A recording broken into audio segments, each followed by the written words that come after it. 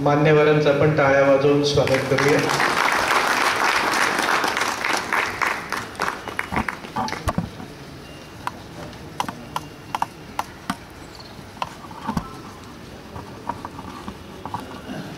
व्यासपीठावरती आजचे प्रमुख अतिथी पूज्य श्री निखिलबाई आणि आमच्या वाचनालयाचे पदाधिकारी उपस्थित आहेत. मी मान्यवरांना विनंती करतो की त्यांनी आपल्या शुभ हस्ते सरस्वती पूजन आणि दीपप्रज्वलन करावं. आमच्या वाचनालयाचे संचालक जे उपस्थित असतील या ठिकाणी त्यांनी सुद्धा या ठिकाणी यावं. डॉक्टर शुभांगी मॅडम आपणही यावं.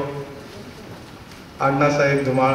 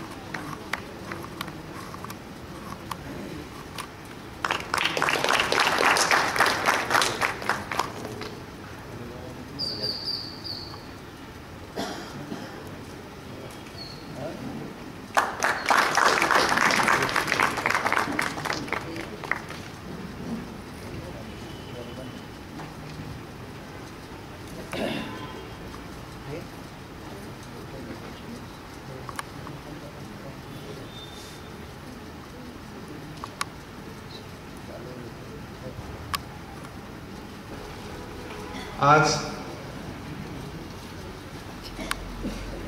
आपल्यामध्ये उपस्थित असलेले पूज्य श्री निखिलबाई भारत की शान आर्य संस्कृती या विषयावर आपल्याशी बोलणार आहेत, आपल्याला मार्गदर्शन करणार आहेत. आजचं हे जे व्याख्यान आहे या व्याख्यानाचे प्रायोजक आहेत सर्वश्री श्याम व प्रकाश पंडित, स्वर्गीय यमुनाबाई पाटील यांच्या स्मृतीप्रित्यर्थ त्यांनी हे व्याख्यान प्रायोजित केलेलं आहे. त्याचप्रमाणे आपल्या या व्याख्यानमालेचे प्रायोजक स्वर्गीय रमेश प्यारेलाल पुंशी यांच्या स्मृतीप्रित्यर्थ भोजराज प्यारेलाल पुंशी यांनी ही व्याख्यानमाला प्रायोजित केलेली आहे. त्यांचाही मी या ठिकाणी कृतज्ञतापूर्वक उल्लेख करतो. आणि आज हा जो जगणं आनंदी करणारा ज्ञानयज्ञ आहे, ज्याचा आजचा शेवटचा दिवस आहे, त्यानिमित्तानं आज एक प्रास्ताविकपर विचार मांडण्यासाठी वाचनालयाचे अध्यक्ष डॉक्टर मुकुंदजी करंबळकर यांना मी आमंत्रित करतो. तत्पूर्वी आपल्या प्रमुख अतिथींचं आपण स्वागत करूया. आदरणीय निखिलबाई यांचं स्वागत करण्यासाठी मी अध्यक्षांना विनंती करतो.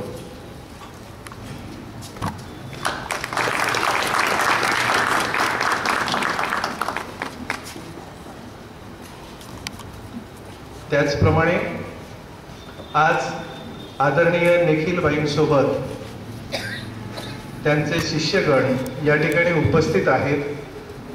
त्यांचं सुद्धा आपण स्वागत करूया. मी विनंती करतो की पलकभाई छेडा यांचं स्वागत मनीषजी शहा यांनी करावं. व्याख्यानमालेचे निमंत्रण पलकभाई.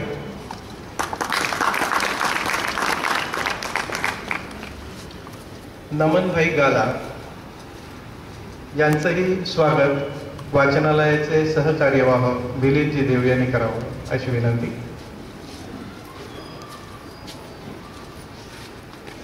आणखीन गणेशभाई सुद्धा सोबत आलेले आहेत. त्यांनी सुद्धा व्यासपीठावर आमचं स्वागत स्वीकारण्यासाठी यावं. आदरणीय डॉक्टरांना विनंती की त्यांचं स्वागत करावं.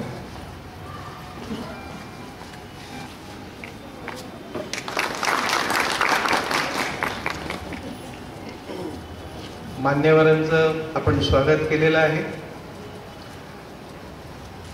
आपल्या सर्वांचं सुद्धा आपण रोज या ठिकाणी उपस्थित राहत आहेत. आपलं सुद्धा मी शब्दसुमनाने स्वागत करतो आणि प्रास्ताविकासाठी डॉक्टर करंबळकर यांना आमंत्रित करतो.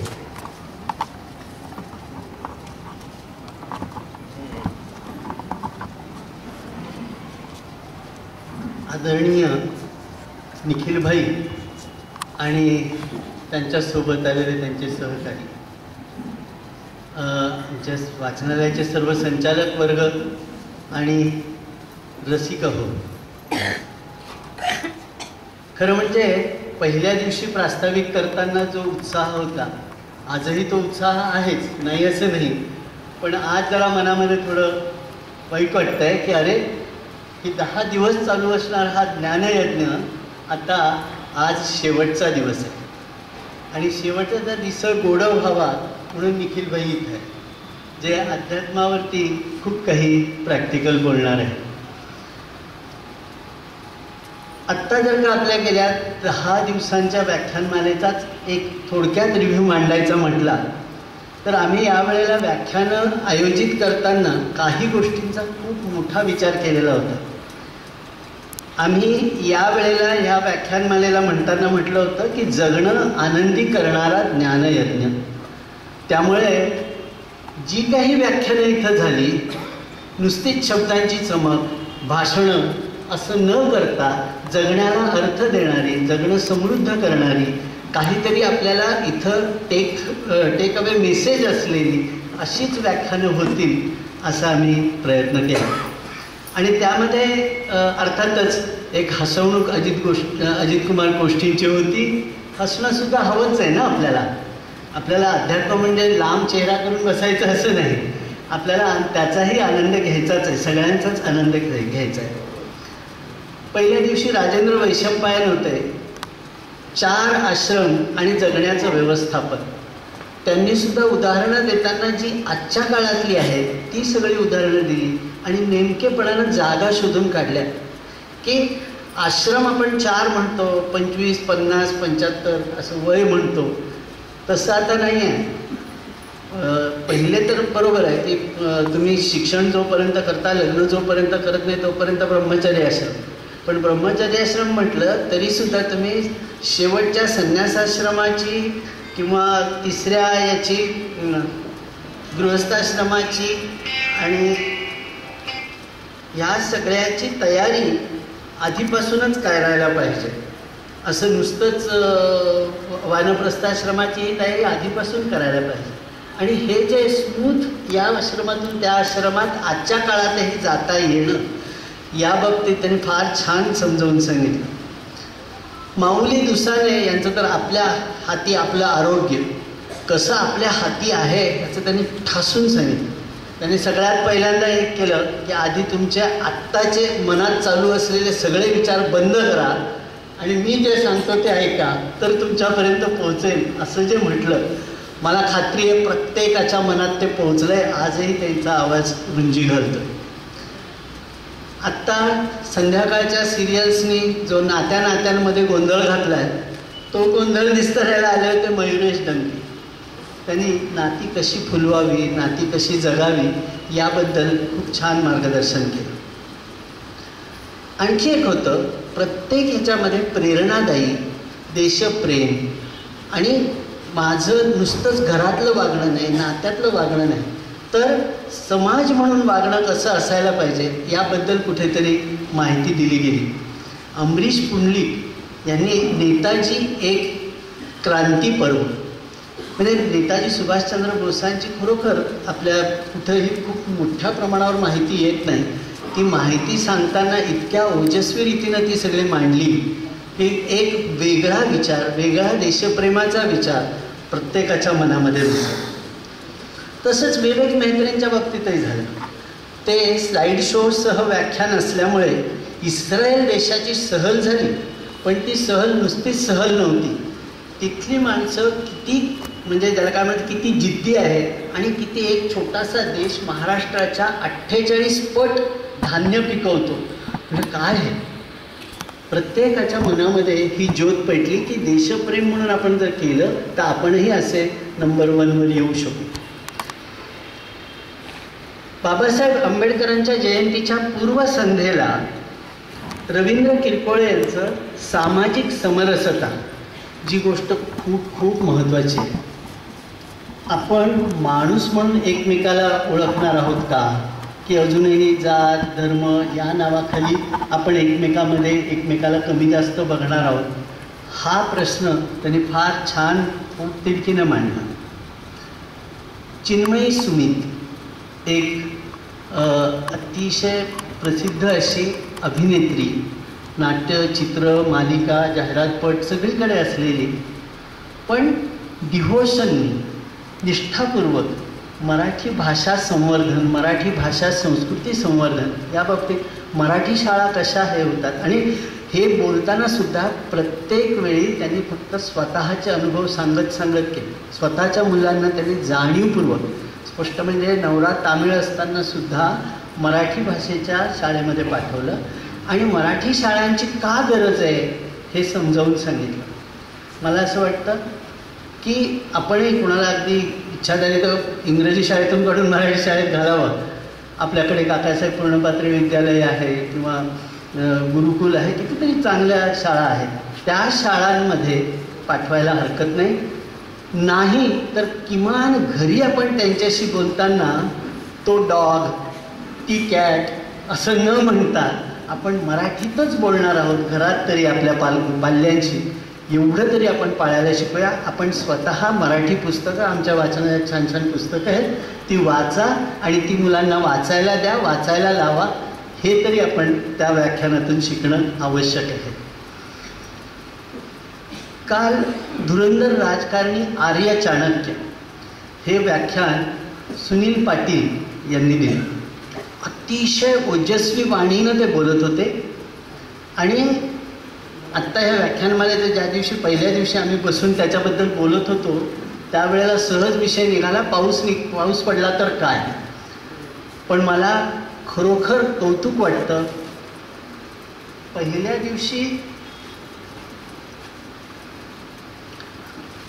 दिवशी सुरुवातीलाच पाऊस पडला, तरीही पाऊस संपल्या लोक आले आणि एक अर्धा तास पाऊण तास उशिरा का होईना व्याख्यान सुरू झालं आणि लोक उत्साहानं पोहोचले होते, आनंदाने सगळ्यांनी ते ऐकलं. मध्ये पण एकदा असा थोडासा पाऊस आला, पण तो फारसा आला नाही. पण कालच्या पावसाचं मला जाणीवपूर्वक निखिलभाईंना सांगावं असं वाटतं. इतका धोधो पाऊस, वारा, वादळ असं सगळं होतं, तरीसुद्धा वीज गेलेली त्यात, तरीसुद्धा या व्याख्यानमालेतले सगळे जे महिला वर्ग आहे ते इकडे स्टेजवर आला आणि तिथे सगळेजण शांतपणे गेले आणि आमचे अण्णा धुमाळ आणि त्यांचे सहकारी, आमचे सगळे सहसंचालक या सगळ्यांनी वेगानं सगळ्यांची अरेंजमेंट केली आणि ते व्याख्यान पूर्ण झालं. अर्थातच लोक उठून गेले नाहीत, यामध्ये सुद्धा मला त्या व्याख्यातांचंही कौतुक करावं असं वाटतं. इतक्या ओघवत्या शैलीत आणि इतक्या अतिशय मर्मग्राही अशा पद्धतीनं त्यांनी ते आर्य चाणक्याचं सगळं कथानक मांडलं, नाट्यपूर्ण रीतीनं मांडलं आणि त्यामुळे हळण्याची कोणाची इच्छाच झाली नाही. मला खरोखर सगळ्यांचंच म्हणजे श्रोत्यांचं, व्याख्यात्यांचं, आमच्या सहकाऱ्यांचं, सगळ्यांचंच खूप खूप कौतुक करावं असं वाटतं याबाबतीत. आज अर्थातच काल त्यांनी आणखी एक जरा किंचित मुद्दा टाकून गेले ते की आता उरलेला अर्धा भाग मी पुढच्या वेळेला सांगेन. म्हणजे आता आमच्यावरती जबाबदारी आहे की त्यांना परत एकदा बोलवायचं आहे, पण आम्ही निश्चित बोलवणार आहोत. तुम्ही सगळ्यांना आधीच सांगून ठेवा. पुढच्या वेळेला जेव्हा आर्य चाणक्य असेल आपण बघू 1 दिवस 2 दिवस कसं करायचं ते, पण सगळेजण आवर्जून आपल्या 10 मित्रांनाही त्या याला घेऊन या. आजचं व्याख्यान अर्थातच आपल्याला अजून ऐकायचं आहे, पण मला आजच्या व्याख्यानाबद्दल खूप उत्सुकता आहे. कारण त्यांनी तत्वम मिस्टिक फाउंडेशन नावाची एक संस्था त्यांनी सुरू केलेली आहे, एक NGO सुरू केलेली आहे आणि ते जैन विद्वान आहेत. पण त्यांची जी उदाहरणं असतात ती सुद्धा व्यावहारिक आणि अतिशय प्रॅक्टिकल अशी ती असतात असं आपल्या ह्याच्यात आलेलं आहे, आपल्या लिखाणात आलेलं आहे. त्यामुळे तरुणाईसाठी सुद्धा ह्या गोष्टी महत्त्वाच्या आहेत. अध्यात्म म्हणजे साठी ओलांडल्यावर करण्याची गोष्ट नव्हे, तर बालपणापासूनच ती आलं पाहिजे. अर्थातच ह्या काळामध्ये एक झालं की वेगवेगळ्या कारणामुळं एप्रिलमध्ये असा पाऊस येणं आणि ह्या सगळ्या अडचणी आल्या. अर्थात हे निवडणूक, कोविड आणि या सगळ्या याच्यामध्ये हा जरा टाईम टेबलचा गोंधळ झालेला आहे. पण पुढच्या वेळेला आपण जानेवारीमध्येच ही व्याख्यानमाला होईल, म्हणजे हा प्रश्न पडणार नाही. दुसरा अर्थात महत्त्वाची गोष्ट म्हणजे आम्ही आत्ता ह्या श्रोत्यांसाठी एक स्पर्धा आयोजित केली होती. काही जणांनी आवर्जून त्याचं हे दिलेलं आहे की दररोजचं व्याख्यान ऐकून त्यामध्ये काय झालं ते सांगणं आणि त्याच्यामध्ये स्वतःचं मत काय आहे तेही सांगणं. तर लोकांनी आपापल्या हे टाकलेले आहेत. त्या सगळ्याचं आपण जे काही उत्तरं लिहून पाठवलेली आहेत त्याचा अभ्यास करून आम्ही त्याच्यातनं पहिला, दुसरा, तिसरा वाचकवीर क्रमांक काढणार आहोत. आम्ही दर महिन्याच्या शेवटच्या रविवारी वाचकवीर प्रमाणपत्र त्या महिन्याला सर्वाधिक पुस्तकं वाचणाऱ्या व्यक्तीला, वाचकाला आम्ही वाचकवीर प्रमाणपत्र देतो. तर 30 तारखेला यावेळेचा जो कार्यक्रम असेल त्यामध्ये आपण ही बक्षिसं जाहीर करू आणि ती आपल्याला देण्यात येते. अर्थातच सर्व संचालकांचाच खरं म्हणजे उल्लेख करायला पाहिजे या सगळ्या याच्यामध्ये मदत करण्यामध्ये. पण कार्यवाह राजेश ठोंबरे, दीपक शुक्ल आणि मंदार पाठक हे तिघंजण आज नेमके एका वेगळ्या कामासाठी गेले. वेगळ्या म्हणजे वाचनालयाच्याच कामासाठी गेलेले आहेत. ते एक वाचनालयाचं व्यवस्थापन यावरचं एक वर्कशॉप मुंबईला आहे, ते अटेंड करायला ते गेलेले आहेत. पण अदरवाईज त्यांनी अर्थातच या मधल्या काळात तुम्ही सगळ्यांनीच बघितलं आहे खूप मोठी मदत केली आहे. निमंत्रक मनीष शहांचा तर प्रश्नच नाही. त्यांनी या सगळ्याचं नियोजन करताना खूप मोठी मेहनत घेतली आहे. वक्ते कोण, कधी येणार, कसं, हे सगळं बघितलं आहे. मधुकर कासार आहेत, शुभांगी पूर्णपात्र आहेत, प्रकाश नाना आहेत, विश्वास देशपांडे आहेत, सुबोध मुंदडा, रजनी बुंदेलखंडी, हे सगळी मंडळी रेग्युलरली येत होती. जिथे जिथे गरज लागेल तिथे मदत करत होती. आणि अर्थातच सिनियर जे आमचे संचालक आहेत आदरणीय बाबासाहेब चंद्रात्रे आणि आदरणीय काकाजी प्रीतमदास रावलानी, या दोघांचेही आशीर्वाद आणि मार्गदर्शन आमच्यासोबत मनापासून दरवेळी होतं. अर्थातच कर्मचाऱ्यांचा उल्लेख कशा तऱ्हेनं करावा मला माहीत नाही. मला खूप त्यांच्याबद्दलचं कौतुक आहे, त्यांचं अभिनंदन करायचं आहे. कारण गेले 2 महिने जवळजवळ ह्या यज्ञाची तयारी चालू आहे. कोण कधी येणार, कुठल्या गाडीनं येणार, कोण हे करायला जाणार, कोण निवेदन करणार, ह्या सगळ्याचं नियोजन आमचे ग्रंथपाल, ग्रंथमित्र अण्णा धुमाळ, सहग्रंथपाल ज्योती पोद्दार, श्याम रोकडे, नामदेव चौधरी, किशोर पाटील, ही सगळी मंडळी, जवळजवळ 8000 पत्रिका आपण छापलेल्या होत्या. त्या सगळीकडे वाटणं, पोहोचवणं, लोकांना आमंत्रण करणं आणि लोकांपर्यंत ही माहिती पोचवणं, हे खूप छान तऱ्हेनं या सगळ्यांनी केलेलं आहे. त्यामुळेच ही उपस्थिती होऊ शकलेली. आता काही गोष्टींचा मला उल्लेख करायचा आहे. प्रशांत वैद्य, ते त्यांनी आपली ध्वनी व्यवस्था खूप चांगल्या तऱ्हेनं सांभाळली. रोज त्या व्याख्यानाचं ऑडिओ रेकॉर्डिंग करण्याची जबाबदारी त्यांनी घेतली होती. आणि अर्थातच आमच्या रंगगंधाचा विवेक पुणेकर, तो व्हिडिओ रेकॉर्डिंग करतो आहे आणि दररोजचं व्याख्यान आपण यूट्यूबवर टाकतो आहे. अर्थात यूट्यूबवर याच्यासाठी टाकतो आहे की जे आले नाहीत आणि किंवा जे आले त्यांना पुनःप्रत्ययाचा आनंद पाहिजे, तर त्यांना ते आमच्या रंगगंध कलासक्त न्यासच्या यूट्यूब चॅनलवर हे प्रत्येक व्याख्यान आम्ही उपलब्ध केलेलं आहे. पण अर्थातच मी परत एकदा नमूद करू इच्छितो, यूट्यूबवर दिसणारच आहे म्हणून इथं यायचं नाही असं करू नका. इथे लाईव्ह ऐकण्यामध्ये, प्रश्नोत्तरं करण्यामध्ये, भेटण्यामध्ये जी मज्जा आहे ती यूट्यूबवर नाही. मी स्वतःच हे जाणीवपूर्वक सांगतो. हे केवळ आठवण कायमस्वरूपी तुम्हाला कधीही वाटलं तरी ह्या व्याख्यानपैकी परत बघावंसं वाटलं तर ते उपलब्ध आहे, एवढंच माझं म्हणणं. तर मला माहिती आहे तुम्ही सगळे निखिलभाईंना ऐकण्यासाठी उत्सुक आहात. मला खरोखर एकदा सगळ्यांचे परत एकदा मनपूर्वक धन्यवाद मानावेसे वाटतात. आभार प्रदर्शन वेगळं होईल, पण मी आभार म्हणण्यापेक्षा कृतज्ञता व्यक्त करतो की हा 10 दिवसाचा महायज्ञ तुम्ही सगळ्यांच्या साथीनं खूप छान तऱ्हेनं पार पडला आहे. आज शेवटचं व्याख्यान आहे. परत अर्थात पुन्हा काही कार्यक्रम 30 तारखेला वाचकवीर प्रमाणपत्रासाठी आपण भेटणारच आहोत. आणखी आता वर्षभर प्रोग्राम होतील. मी माझ्या बाजूने एक जरा प्रॉमिस करतो की आत्ता ह्या याच्यामध्ये वेगवेगळ्या व्यत्ययामुळे कधी थोडा उशीर झाला सुरू करायला, पण वेळेवर येणे हेही आपण जरा पाळूया. आणि मी माझ्यापासूनच ते प्रॉमिस करायला सुरुवात करतो.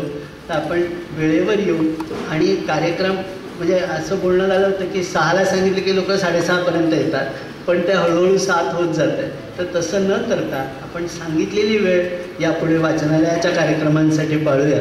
आणि मी इथं माझे शब्द संपवतो.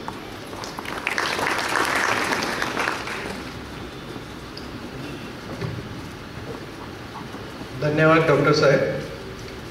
डॉक्टर साहेबांनी गेले 10 दिवस सुरू असलेल्या व्याख्यानमालेचा आढावा घेतला आणि त्या व्याख्यानमागे जे हात राबत आहेत त्यांचा पण उल्लेख केला. बाबा बोरकरांच्या शब्दात जर सांगायचं झालं तर असं म्हणता येईल की देखणे ते हात ज्यांना निर्मितीचे डोहळे, मंगलाने गंजलेले सुंदराचे सोहळे, असे हे हात या सगळ्या व्याख्यानमालेसाठी राबले आहेत. त्या सर्वांचं एकदा कौतुक करतो. आणि आज जे वक्ते आपल्यामध्ये उपस्थित आहेत आदरणीय निखिलबाई, त्यांचा परिचय करून देण्यासाठी मी आमंत्रित करतो मनीषबाई शहा यांना.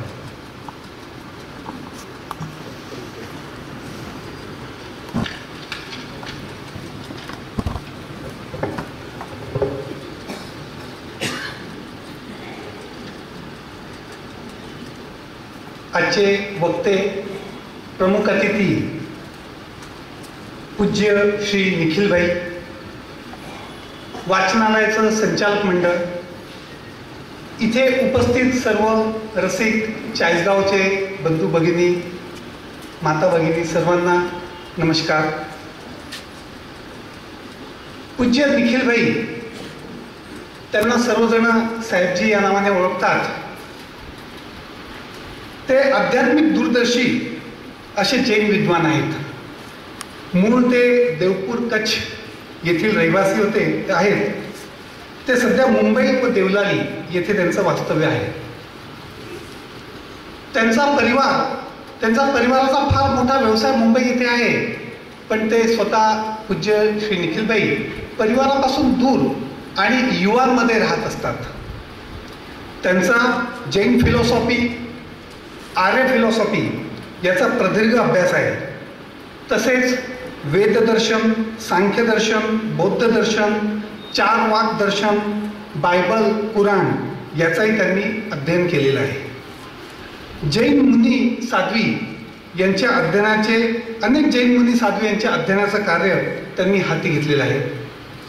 विशेष म्हणजे अध्यात्माकडे चातुर्य आणि व्यावहारिक दृष्टिकोन ठेवून पाहणे व युवा पिढीला रंजक कथा आणि उदाहरणातून तो अध्यात्म सहज आणि सोप्या भाषेत समजवतात.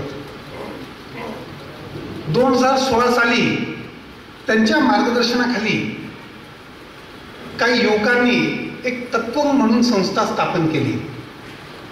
हे जे युवा आहेत, सुरुवातीला 4 युवा होते, आता 40 युवा एकत्र झाले. त्यातले मोस्ट ऑफ हे कम्प्युटर इंजिनियर आहेत आणि मोठमोठ्या मल्टीनॅशनल कंपनीमध्ये कार्य करतात. काही स्वतःचा व्यवसाय करतात आणि हे सोमवार ते शुक्रवार त्यांचा व्यवसाय किंवा त्यांची नोकरीत ते व्यस्त असतात. संध्याकाळचा आणि सकाळचा वेळ असतो त्यावेळेस ते एक स्वाध्याय अथवा एक दुसऱ्यामध्ये एक चर्चा होत असते की ज्याच्याने स्वतःच्या ज्ञानात भर पडते. आणि साहेबजी त्यांना सगळ्यांना मार्गदर्शन करत असतात. आणि शनिवार आणि रविवार हे सर्व युवा विविध असे कार्यक्रम राबवत असतात. मला खरोखर जेव्हा मी या सर्व युवांच्या संपर्कात आलो तर मला खरोखर अभिमान वाटला की आपल्याला असं वाटतं की आपण किती व्यस्त आहोत, पण हे इतक्या मोठमोठ्या कंपनीमध्ये काम करत असताना जे तेव्हा प्रवासही एका जागेवर दुसऱ्या ठिकाणी करत असतात तेव्हा त्यांच्या ऑनलाईन फोनवरती मीटिंग्स चालू असतात, लॅपटॉपवरती मीटिंग सुरू असतात आणि शनिवार रविवार ते आपली सेवा देण्याचं कार्य करत असतात. त्यांनी बघितलं की आपल्या जीवनात जो बदल घडला आहे तो बाकी युवकांच्याही जीवनात व्हावा या उद्देशाने हे ते कार्य करत असतात. ते विविध अशा शिबिराचं आयोजन होतो, जीवदया, गोशाला, अनुकंपा दान असे विविध असे मार्गदर्शनपर कार्यक्रम त्यांच्या माध्यमातून साहेबजींच्या मार्गदर्शनाखाली होत असतात. आजच जैन मंदिरामध्ये पण एक छोटासा कार्यक्रम त्यांच्या मार्गदर्शनाखाली झाला आणि इतका सुंदर पद्धतीने त्यांनी सगळ्यांना मार्गदर्शन दिलं की आपण फक्त एक क्रिया करत राहतो, मंदिरात जाणं अथवा आपण आपली जी पण आपली क्रिया असते आपले, पण त्या क्रियाचं आपलं त्याचं तात्पर्य, त्याच्या मागचा काय उद्देश आहे आणि ती आपल्या आतली जी भावना आपण त्याला जागृत करत नाही तर ती कशी केली पाहिजे आणि तुम्ही कशा पद्धतीने तुमची क्रिया असली पाहिजे याच्याबद्दल त्यांनी सुंदर असं मार्गदर्शन केलं. मला सांगायला आनंद होतो की मागील 84 वर्षात म्हणजे 840 व्याख्यान झाले आणि आत्तापर्यंत फक्त एकच व्याख्यान हिंदीमध्ये झालं होतं. जेव्हा यावेळेचं त्यांचं व्याख्यान ठेवायचं ठरलं तर तेव्हा मी अध्यक्ष आणि सर्व संचालकांना सांगितलं ते हिंदीत बोलतील कारण की त्यांची मराठी इतकी त्यांना शुद्ध येणार नाही. तर सगळ्यांनी त्वरित होकार भरला आणि मागील 84 वर्षातलं हे दुसरं हिंदीतलं व्याख्यान असेल. तर असे हे पूज्य श्री निखिल भाई यांना मी इथे आमंत्रित करतो की त्यांनी आपल्याला मार्गदर्शन करावं. थँक्यू.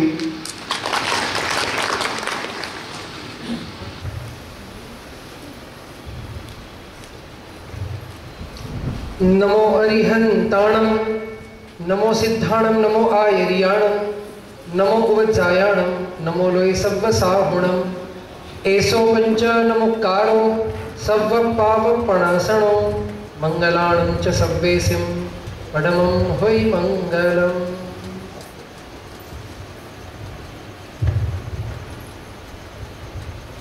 चौबीसवें तीर्थंकर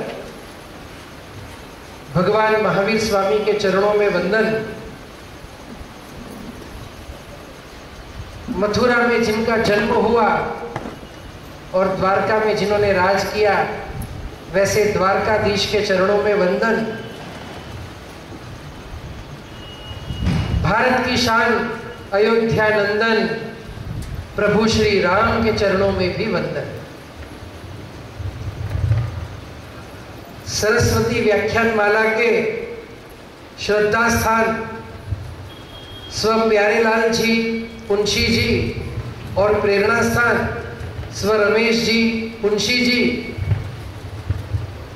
तथा शेठ नारायण बंकट वाचनालय के अध्यक्ष डॉक्टर मुकुंद जी, कार्यवाहक राजेश जी और सह कार्यवाहक मिलिंद जी और निमंत्रक मनीष जी और आप सभी इस व्याख्यान माला के माध्यम से कुछ ज्ञान ग्रहण करने आए, यहाँ पे सारे पुण्यशाली आत्माओं को मेरा साधुवाद. आज का जो हमारा विषय है हिंदुस्तान की शान आर्य संस्कृति, ये विषय चुनने का मुझे कारण पूछा गया कि कारण क्या है. तो कारण यही है, जब हमारा जन्म होता है जन्म से लेके अंत तक हम जो कुछ करते हैं केवल और केवल वो सुखी होने के लिए करते हैं. और यदि सही मायने में सुखी होना हो तो ज्ञान का होना बहुत ही जरूरी है. और इसीलिए आज इस ज्ञान यज्ञ के अवसर पर ज्ञान की अधिष्ठायिका मां सरस्वती जी के चरणों में भी कोटि कोटि वंदन. यहाँ केवल प्रवचन नहीं रहेगा, थोड़ा बहुत संवाद भी रहेगा. यदि मैं आपसे पूछूं कि आप में से यहाँ पे जितने पुण्यशाली बैठे हैं उसमें से ऐसे कौन है जो सुख से अब परेशान है, जो कहते अब एकाध दिन दुखी होना है, बहुत सुख भोग लिया, अब सुख से कंटाला आता है, ऐसा कोई है पुण्यशाली? नहीं। सभी को सुख चाहिए, सभी को सुख चाहिए, परंतु परेशानी ये है, हमने जब जब हमारी संस्कृति को भूला तब तक हम दुखी हुए, हम दुखी हुए। क्योंकि सुख कहां से प्राप्त होगा? सुख प्राप्त होगा ज्ञान से, सुख प्राप्त होगा संस्कृति से। बहुत सारे उदाहरण हैं। आज हम हमारी संस्कृति भूल रहे हैं, पाश्चात्य संस्कृति को हम अपना रहे हैं, जहां पे हमारी संस्कृति कहती है दीप प्रज्वलित करो। हम हमारे जन्मदिन के अवसर पर प्रज्वलित दियों को हम बुझा देते हैं। हम विपरीत दिशा में जा रहे हैं, क्योंकि जब हम दीप प्रज्वलित करते हैं ना, ये दीप जो है वो ज्ञान की निशानी है। वास्तव में हम ये दीप प्रज्वलित नहीं करते।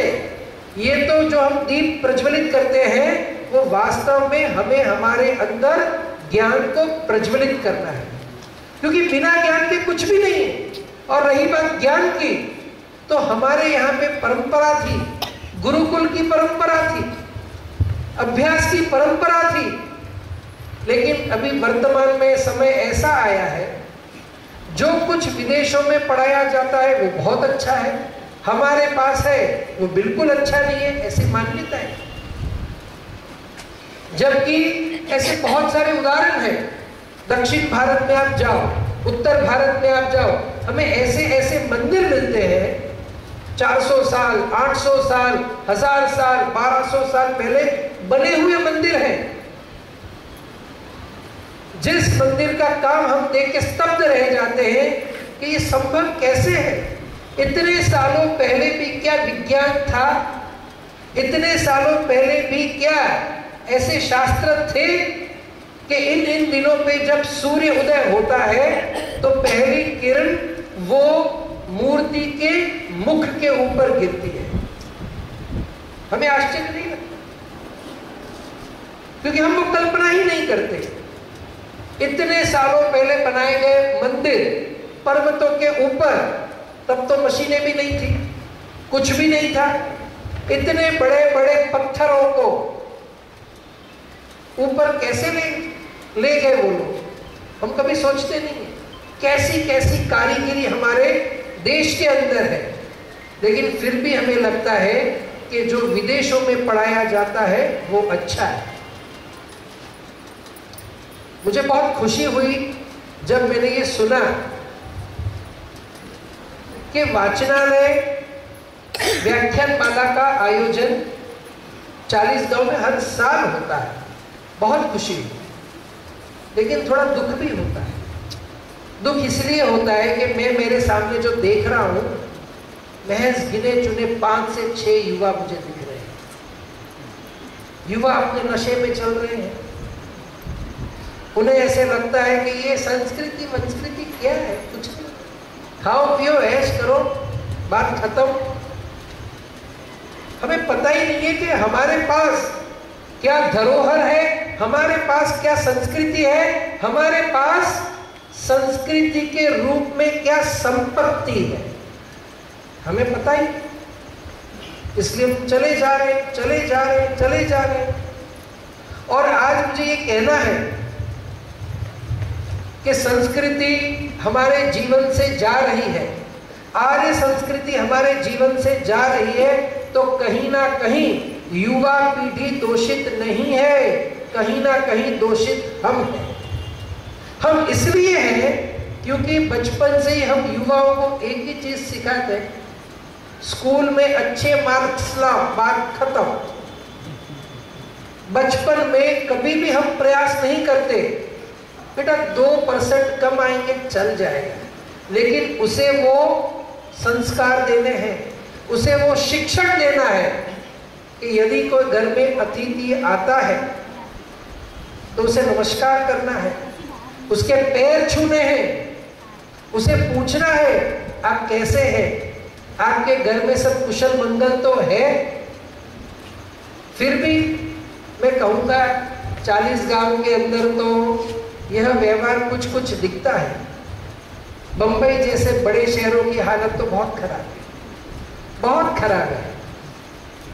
जब मेहमान किसी के घर पे जाते हैं, बच्चे मुंह तक नहीं देखते, पापा पूछते बेटा मेहमान है बुलाया क्यों नहीं, हम थोड़ी जानते क्यों बुलाए। ये हालत है, ऐसा क्यों हो रहा है?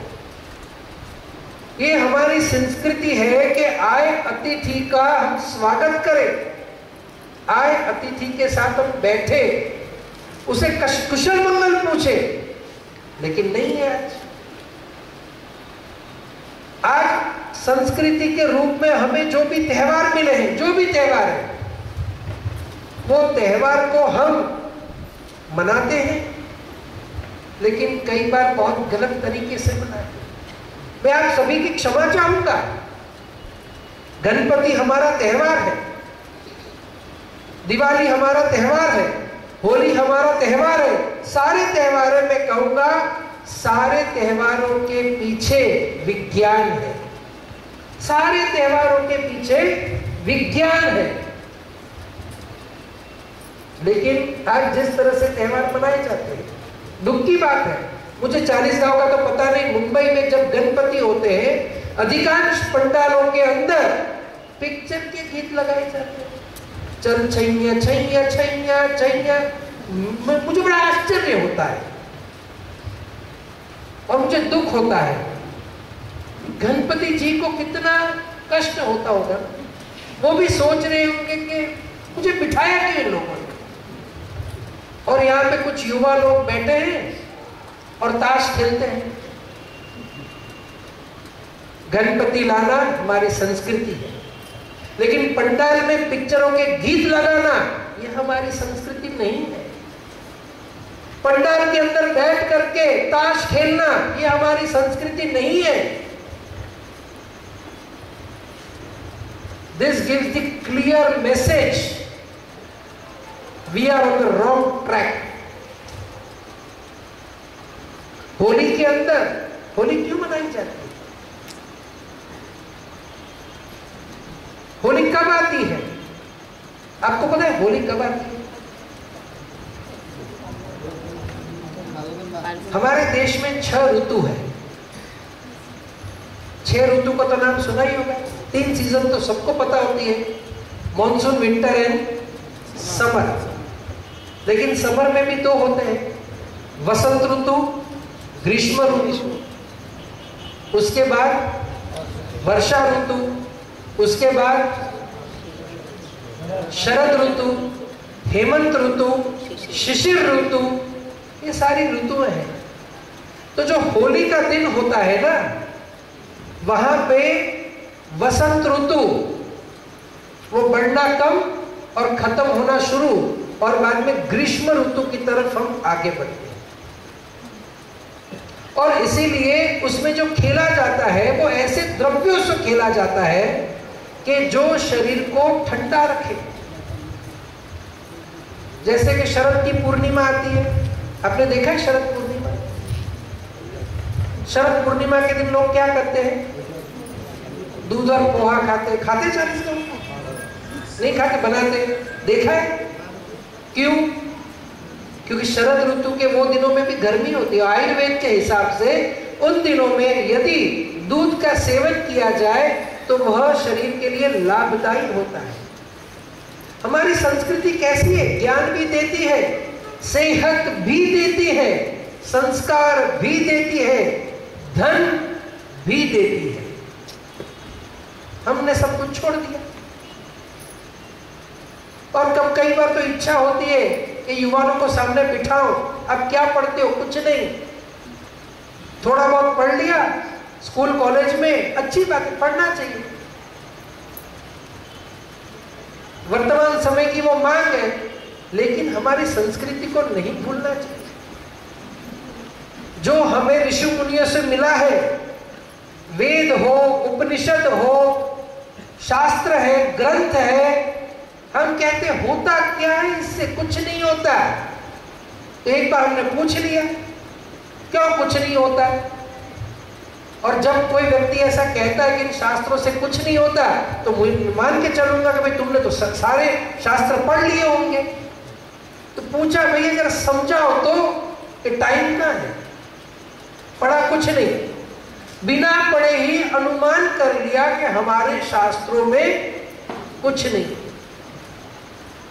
गीता के 18 अध्याय है, किसी ने पूरी गीता पढ़ी है? कोई तो होगा भाग्य से। मैं प्रश्न नहीं करूंगा, चिंता मत करिए, कहीं को चिंता होगी प्रश्न पूछ लिया तो गड़बड़ हो जाएगी, नहीं पूछूंगा, सिर्फ पूछ रहा हूं। 18 अध्याय का अध्ययन किया है कभी? किया है ना? है किताब पढ़ी है, गीता भागवत पढ़ी है, ठीक है। पढ़ने के भी अलग अलग तरीके होते हैं। एक ऊपर से पढ़ा जाता है, एक उसके अर्थ में जाकर के पढ़ा जाता है, एक उस अर्थ के मर्म में जाकर के पढ़ा जाता है। यदि ये गीता को भी हम सही ढंग से पढ़े, मैं इतना ही कहना चाहूंगा, he can be masters of everything. उसे MBA करने की जरूरत नहीं है, वो MBA को पढ़ा सकता है। उसे कहीं स्कॉलरशिप करने की जरूरत नहीं है, वो स्कॉलरशिप कर सकता है, वो उस पर सब कुछ हो गया। लेकिन वो पढ़ने की एक टेक्निक होनी चाहिए। डॉक्टर साहब ने कहा कल बारिश हुई, तो मेरा तो 40 गांव में आगमन ही बारिश ने किया, क्योंकि कल मेरा आगमन हो चुका था। और कल ही केडीओ भवन में शाम को एक प्रवचन था। उस समय मैंने कहा कि शब्दों को समझना ये भी एक कला है, और वो कला प्राप्त कैसे होती है? वो कला मां सरस्वती के आशीर्वाद के बिना संभव नहीं है। मैंने कल एक उदाहरण दिया था, वो मैं आपके समक्ष रखना चाहता हूं कि हमारी संस्कृति कैसी है। हम ऊपर से तो सब देखते हैं, लेकिन उसका महत्व कुछ अलग होता है। जैसे होली के दिनों में रात को होली को जलाया जाता है, दहन किया जाता है होलिका का। आयुर्वेद में लिखा है, जो धनिया होता है ना सूखा, कोथंबीर जिसे हम बोलते हैं, कोथंबीर पक जाती है तो उसके ऊपर दाने आते हैं, उसे क्या कहते हैं मराठी में? धनिया, ठीक है ना, सूखा धनिया। अब तो पता नहीं लोग होलिका का दहन तो करते हैं, लेकिन उसमें डालते क्या है कुछ समझ में नहीं आता। उसका भी एक विधान है, इसका धूप करो तो ये लाभ होता है, उसका धूप करो। आपको पता है कभी रिसर्च हुआ था कि जो गुगल होता है, गुगल मालूम है आपको, धूप किया जाता है, क्या कहते हैं उसे? क्या मराठी में क्या बोलते हैं? गुगुड़। वो गुगुड़ जब धूप उसका किया जाता है और उसका धुआं जब हम लेते हैं, उससे कैंसर ठीक होता है। टाटा मेमोरियल का ये एक परिपत्र बार है, गुगुड़ is helpful to cure cancer. तो ऐसे अलग अलग प्रकार के धूप हैं। तो हमारे यहाँ पे आता है कि होली के दिन में ये जो धनिया है उसे अग्नि में डालना चाहिए, लेकिन हम बाहर की अग्नि समझते हैं। और आयुर्वेद कहता है कि ये जो अंदर पेट की अग्नि होती है ना, जिसे जठराग्नि कहते हैं, पता है जठराग्नि होती है जो पाचन क्रिया करती है। उस जठराग्नि में यदि इस धनिया को डाला जाए तो व्यक्ति बीमार नहीं होगा। यदि उस समय होली में चंदन वगैरह से खेला जाए तो शीतलता का अनुभव होगा। हम होली खेलना चालू रखें, संस्कृति भूल गए। अब तो पता नहीं 40 गांव का, लेकिन मुंबई में तो हाल बेहाल है। लोग होली किससे खेलते हैं? अंडों से। क्या ये हमारी संस्कृति है?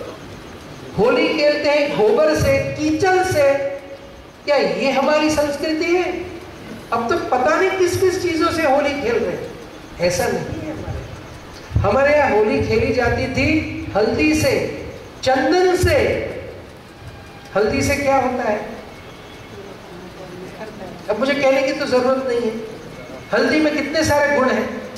शादी के पहले भी हल्दी रस्म होती है। हल्दी पूरे चेहरे पे, शरीर पे लगाई जाती है। उसके औषधीय गुण है।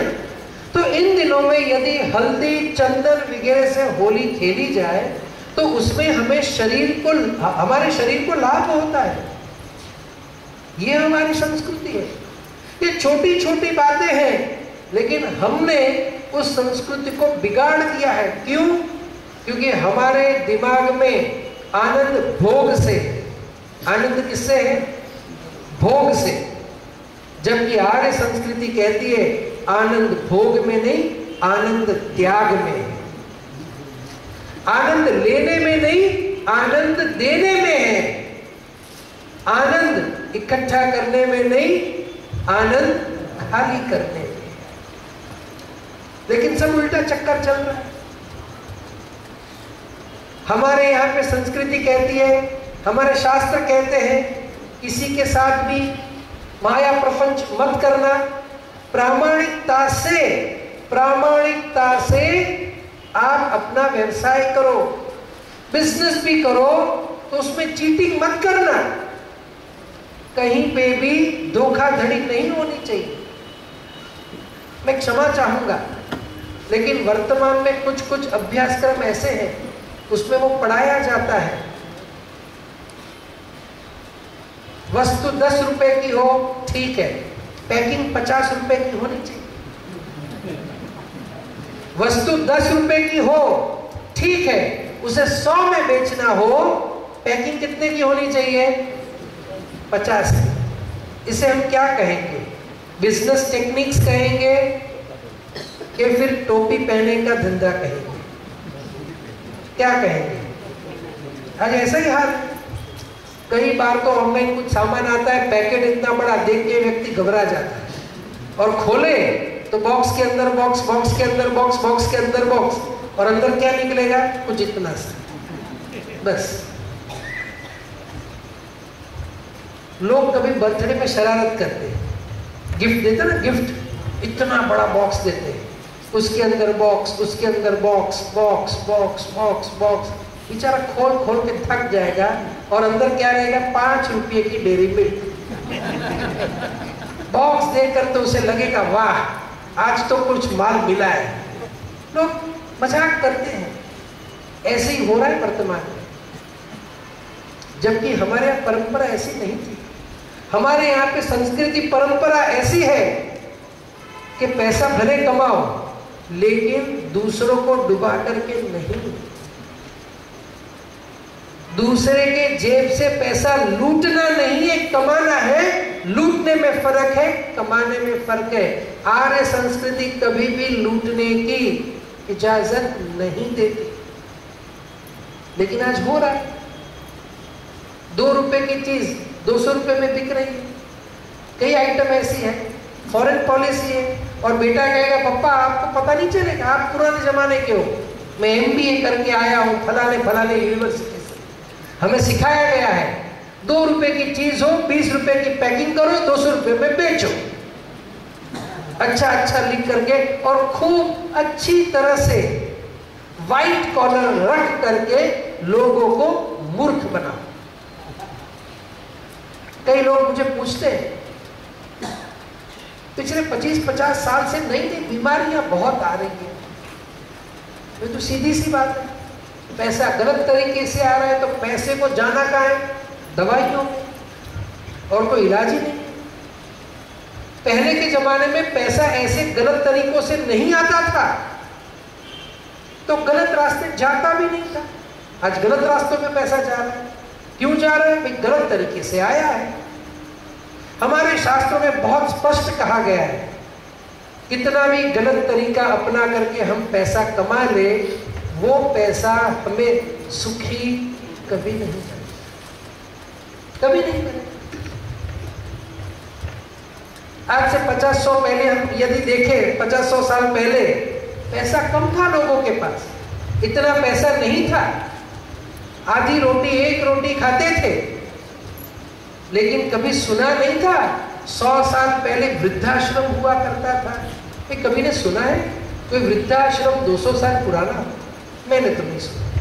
आप में से किसी ने सुना है? हाँ, वाचनालय 100 साल पुराना था, ये सुना होगा। ठीक है ना? ये सुना होगा। ज्ञान का मंदिर 100 साल पुराना है, ये सुना होगा। और शायद वर्तमान में हम जिस जगह पर बैठे हैं वो भी 100 साल से अधिक। मुझे ज्ञात हुआ अभी अभी थोड़ी देर पहले डॉक्टर साहब ने मुझे बताया 116 साल या उससे भी अधिक ये स्कूल पुराना है। लेकिन 100 साल पहले कभी वृद्धाश्रम नहीं हुआ करता था।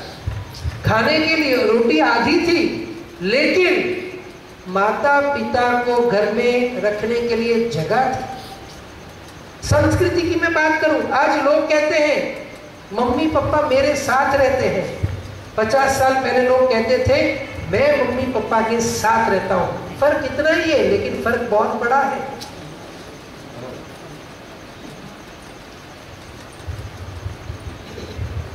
Mind game, this is a mind game. जब व्यक्ति ये कहता है कि मम्मी पापा मेरे साथ रहते हैं, इसका मतलब ये हुआ I am the boss of the house. और जब व्यक्ति ये कहता है कि मैं मम्मी पापा के साथ रहता हूं, इसका मतलब ये हुआ my father and mother are the boss of the house. और ये जो माइंड गेम है ना, ये जो माइंड सेट है, जो गलत माइंड सेट है, वो बड़ा नुकसानदायी है। अभी अभी तो पता नहीं चलेगा। आज के बच्चों को समय नहीं है। और मुझे किसी की बात नहीं करनी है, लेकिन आप हम जो यहाँ पे बैठे हैं, अधिकांश लोगों की ये परेशानी होगी। बच्चों को समय कहाँ है हमें देने के लिए? बच्चे व्यस्त है पैसा कमाने में, पोते नाते व्यस्त है पढ़ाई में। हम क्या करते हैं? बैठे रहते हैं। कभी चले गए गार्डन में, कभी चले गए दोस्तों के घर पे। दोस्तों के घर पे भी परेशानी। उसकी बहू कहेगी आला तो माता रहा आता काय आपण एवढंही सांगू शकत नाही, एक कप तरी चहा द्या, एक या 20 रुपए बाहर पिऊन या। This is the situation, present situation. मैं आज भी कहूंगा, फिर भी छोटे छोटे टाउन में इतनी परेशानी नहीं है। मुंबई जैसे बड़े शहरों में I have no words to say. I have no words to say. ये वास्तविकता है। ये क्यों हो रहा है? क्योंकि हमारे घर से संस्कृति गई। मैं आप सभी को पूछना चाहता हूं, आपके घर में आपको रोज कितने बच्चे, आप में से कि कितने के बच्चे रोज आपके पैर छूते हैं? थोड़ा हाथ ऊपर करें।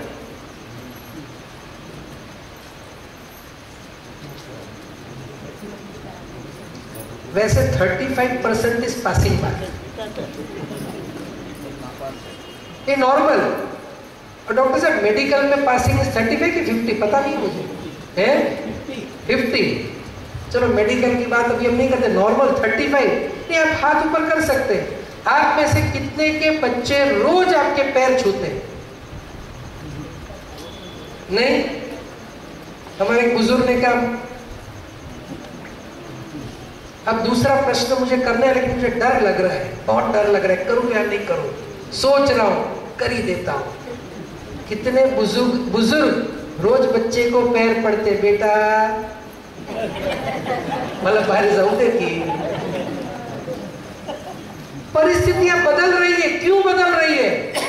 क्योंकि हमने कभी बच्चों को ये नहीं सिखाया। मैं आज भी कहूंगा, गलतियां बच्चों की नहीं, माता पिता की है। क्योंकि माता पिता ने इनिशियल बचपन में कहा बेटा पढ़ाई पढ़ाई, स्कूल की पढ़ाई करना अच्छी बात है, लेकिन उचित पढ़ाई करना जरूरी है। School education is good, school education is not complete. Understand one thing, school education is necessary, but school education is not complete. College education is necessary, but college education is not complete. कुछ बातें ऐसी हैं जो हमें सिखानी पड़ती। School में सिखाएंगे सुखी होना है तो एक घर होना चाहिए, गाड़ी होनी चाहिए, गुजरात में कहते हैं क्या होना चाहिए, लाड़ी वाड़ी ने गाड़ी, लाड़ी यानी घरवाली, लाड़ी वाड़ी यानी जमीन का टुकड़ा, और गाड़ी ये होनी चाहिए तो व्यक्ति सुखी है। आर्य संस्कृति में वैराग्य की बात है। अब आर्य संस्कृति, आर्य धर्म हिंदुस्तान में, हिंदुस्तान के मूलभूत जितने भी धर्म हैं, आप किसी भी धर्म का ग्रंथ उठा करके देख लीजिए, हर एक ग्रंथ में आपको एक बात मिलेगी कि यदि सुखी होना है तो वैरागी होना अनिवार्य है। लेकिन वैराग्य का लोग अर्थ ये मानते हैं कि जंगल में चले जाओ, ऐसा नहीं है। डॉक्टर साहब कह रहे थे कि आगे भी प्रवचनकार आ गए, उन्होंने 4 आश्रमों की बात की, ब्रह्मचर्य आश्रम, गृहस्थ आश्रम, वानप्रस्थान आश्रम और संन्यास आश्रम। तो हमारे यहाँ तो सभी में वैराग्य की बात है, लेकिन उसमें तरतमता होती है। संन्यास आश्रम में जैसा वैराग्य वैसा गृहस्थ आश्रम में नहीं होता, परंतु होता जरूर है। बिल्कुल नहीं ऐसा नहीं है, होता है, लेकिन दोनों में फर्क है। जैसे कि त्याग की भावना, आज तो त्याग की भावना गई। बच्चे लोग कहते हैं मम्मी पानी दो, 100 साल पहले ऐसा नहीं होता था। बच्चे जाते थे, पिताजी माताजी को पानी देते थे, उनकी सेवा करते थे। आज तो दृश्य बड़े गड़बड़ वाले हैं। मम्मियां बच्चों की सेवा कर रही है, पति पत्नियों की सेवा कर रहे हैं, मिच्छा बिल्कुल। वर्तमान काल में परिस्थितियां बहुत खराब है, और बड़े शहरों की तो बात ही मत पूछो। और हिंदुस्तान के बाहर तो क्या क्या हो रहा है मुझे कहने की जरूरत नहीं। तो मैं ये कहना चाहता हूं, सिर्फ पैसों से सुखी हो सकते हैं लोग।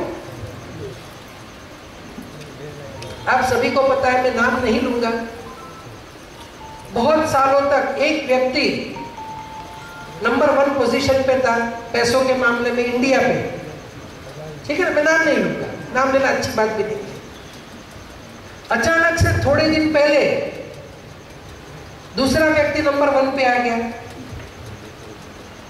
अब मुझे बताओ, वो जो नंबर 1 से 2 पे गया, वो व्यक्ति कितना सुखी होगा या दुखी होगा?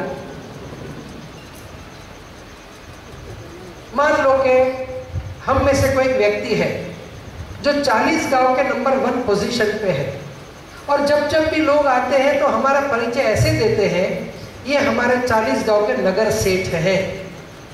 और अचानक से 2 साल बाद वो नगर सेठ का पद हमसे किसी ने छीन लिया, तो हमें दुख का अनुभव होगा या सुख का होगा? धन की कमी नहीं हुई है, धन की कमी नहीं है, धन तो बहुत सारा है, सिर्फ वो जो नगर सेठ का पद है वो और किसी को चले गया। हम सुखी या दुखी? हम दुखी हो जाएंगे। तो पैसा होने के बावजूद भी बहुत सारे लोग दुखी हैं। पैसा होने के बावजूद भी बच्चे सुनते नहीं है, पैसा होने के बावजूद भी बच्चे मुंह पे बोलते हैं। वो कौन से कंपनी के मालिक है मैं भूल गया, रेमंड्स या क्या नाम है,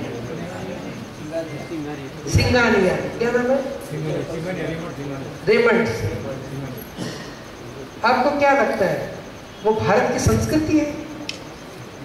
इतना पैसा होने के बाद भी यदि व्यक्ति पिता को नहीं संभाल सकता, जबकि गांव में आज भी आप देखो, कहीं पे भी आप वृद्धाश्रम में जाओ, बड़े शहरों के आपको लोग मिलेंगे, कोई ऐसा नहीं होगा कि मैं गांव में रहता हूं, मेरे 4 बच्चे हैं, मुझे संभालते नहीं होगा।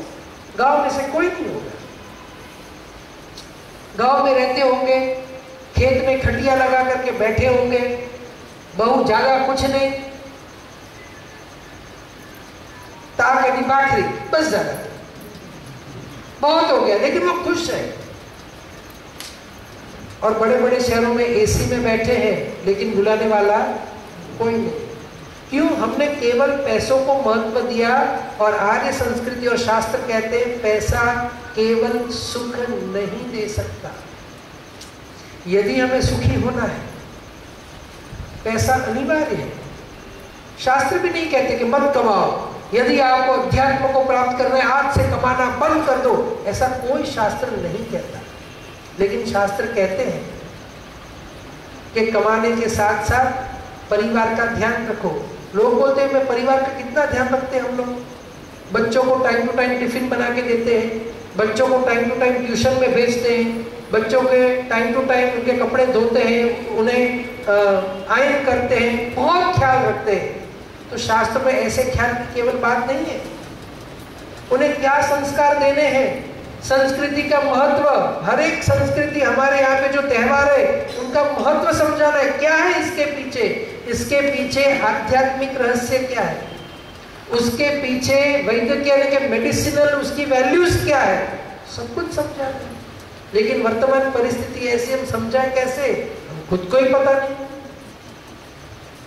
हम खुद को ही पता नहीं कि हो क्या रहा है, क्यों हो रहा है।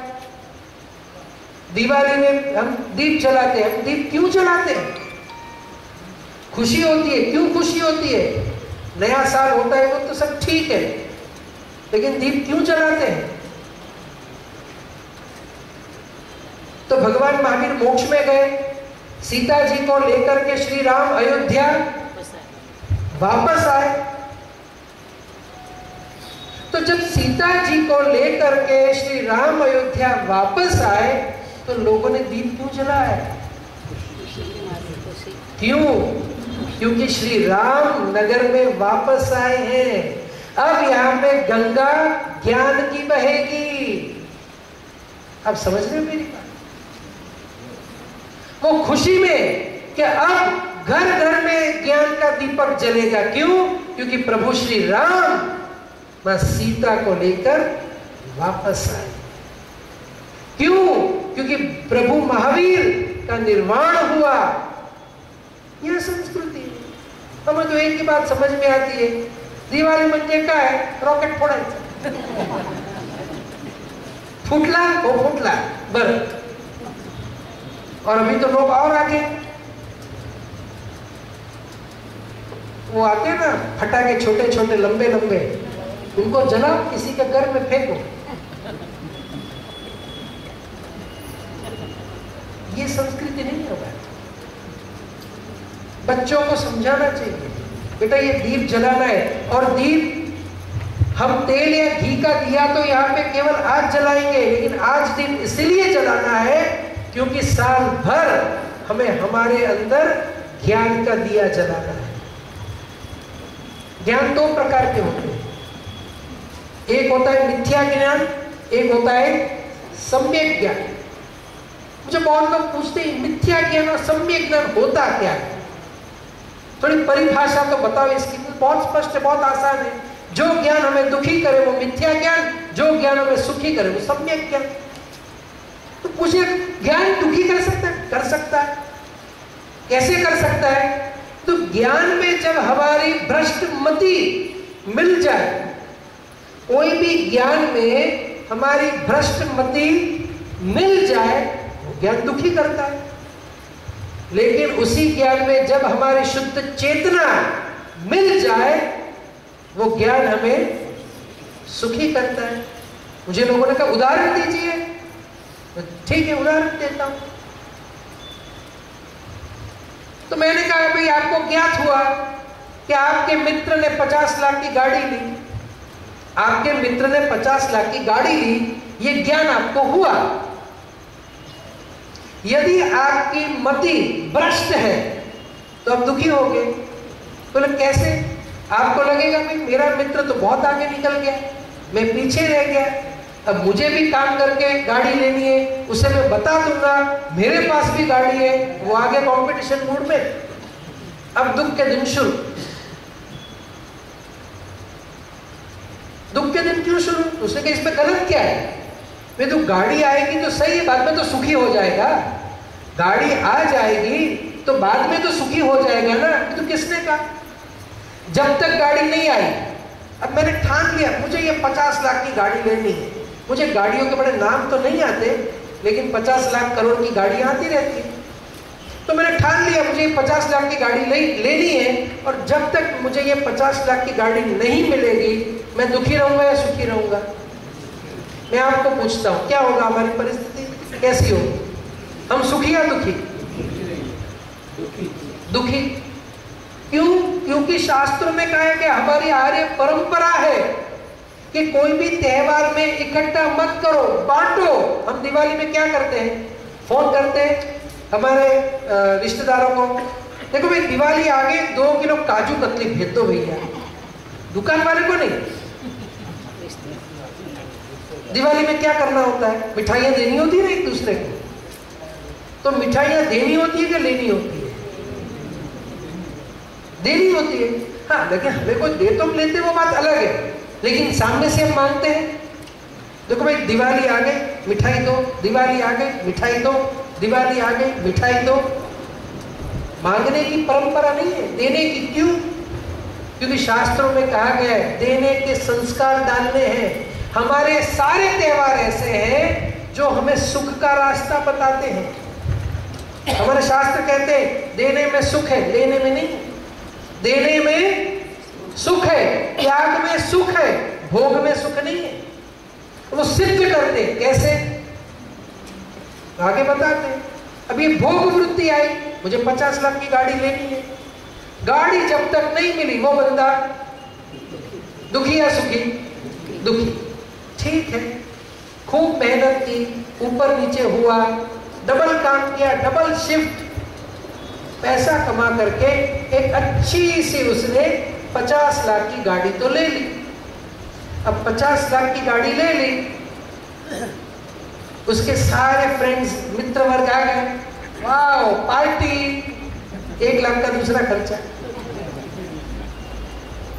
ठीक है ना। अब बोलेंगे गाड़ी में बिठाओगे नहीं, 500 रुपये का पेट्रोल का खर्चा। गाड़ी में बैठे आइसक्रीम खिलाओगे नहीं, गाड़ी में बैठ करके आइसक्रीम खाए, किसी की आइसक्रीम नई गाड़ी में गिर गई, अनुभव क्या होगा? सुख का या दुख का? दुख का। अब कोई पूछेगा एक ड्राइव करने नहीं दोगे? नहीं देंगे तो फ्रेंडशिप टूट जाएगी, और देंगे तो भरोसा नहीं है गई गाड़ी वो ठोक ना दे। ठीक है, उस गाड़ी उसको दे दी, ठीक है ना। अभी उसको तो मजा आ गया, पूछा ओ ये गाड़ी 300 की स्पीड पे जाती है, बूम बूम बूम। और हमारे यहाँ पे तो आपको पता है स्पीड ब्रेकर के आगे पीछे सफेद पट्टा कहाँ लगा होता है? अगर लगा हो तो अच्छी बात है, बड़े बड़े रोडों पर मिल जाते। तो उसने स्पीड ब्रेकर खड़ा करके कर दिया, आवाज आया सॉकअपस्टर के अंदर से, लगा कि भाई फटका 50,000। सुखी के दुखी? पहले गाड़ी थी 2 लाख वाली, टूटी फूटी पुरानी गाड़ी थी, घर के बाहर खड़ी रहती थी, बच्चे क्रिकेट खेलते थे, टेंशन नहीं होता था। 50 लाख की गाड़ी नई नवेली दुल्हन जैसे खड़ी है, बच्चे बाहर क्रिकेट खेल रहे हैं, ध्यान कहाँ होगा? कहीं बॉल मेरी गाड़ी के शीशे को तोड़ ना दे। 50 लाख की गाड़ी नींद में नहीं करने देती। ऊपर आज पार्किंग कहीं मिली नहीं तो पार्क क्या किया? नारियल के पेड़ के नीचे, और रात को ठप करके आवाज आया, आवाज नारियल का नहीं था, लेकिन हमारी नींद तो गई। क्यों गई? क्यों गई? गाड़ी के ऊपर तो नहीं गिरा, नीचे जाएंगे, देखेंगे, करेंगे। तो मुझे ये बताओ 50 लाख की गाड़ी ने नींद अच्छी कर दिया, नींद चुरा ली? तो सुख दिया या दुख दिया? दुख दिया। तो हमारी संस्कृति कहती है कि भोग में आनंद या सुख नहीं है।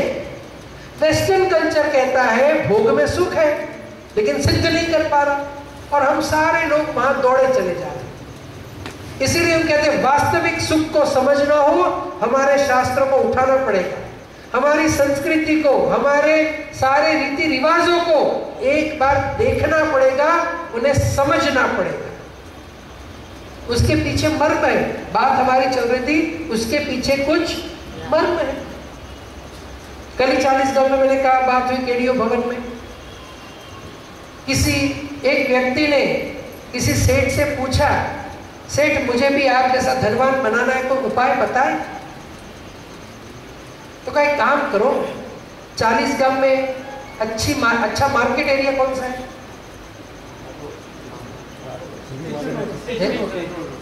Station road. तो उस सेठ ने कहा भैया एक काम करो, अगर तुझे भी धनवान बनना है तो स्टेशन रोड पे एक दुकान लेकर के दुकान खोलो भैया, कुछ ही सालों में धनवान बन जाओगे। अब ये सेठ ने उस व्यक्ति को मार्गदर्शन दिया, क्या करो, स्टेशन रोड पे एक दुकान लेकर के उसे खोल दो, 4-5 साल में धनवान बन ही जाओगे। और मुझे ये आप बताओ, क्या वो सेठ की सलाह सही थी या गलत थी? सही थी, ठीक है। व्यक्ति अच्छे, उसने ब्याज पे पैसे लिए। वहां पे दुकान कितने की आती है? छोटी सी 200-250 फुट की, कितने की होगी? 50 लाख, 1 करोड़, 50 लाख, 25 लाख उसके पास थे और 25 लाख उसने ब्याज पे ले लिए और फर्स्ट क्लास दुकान खोल दी।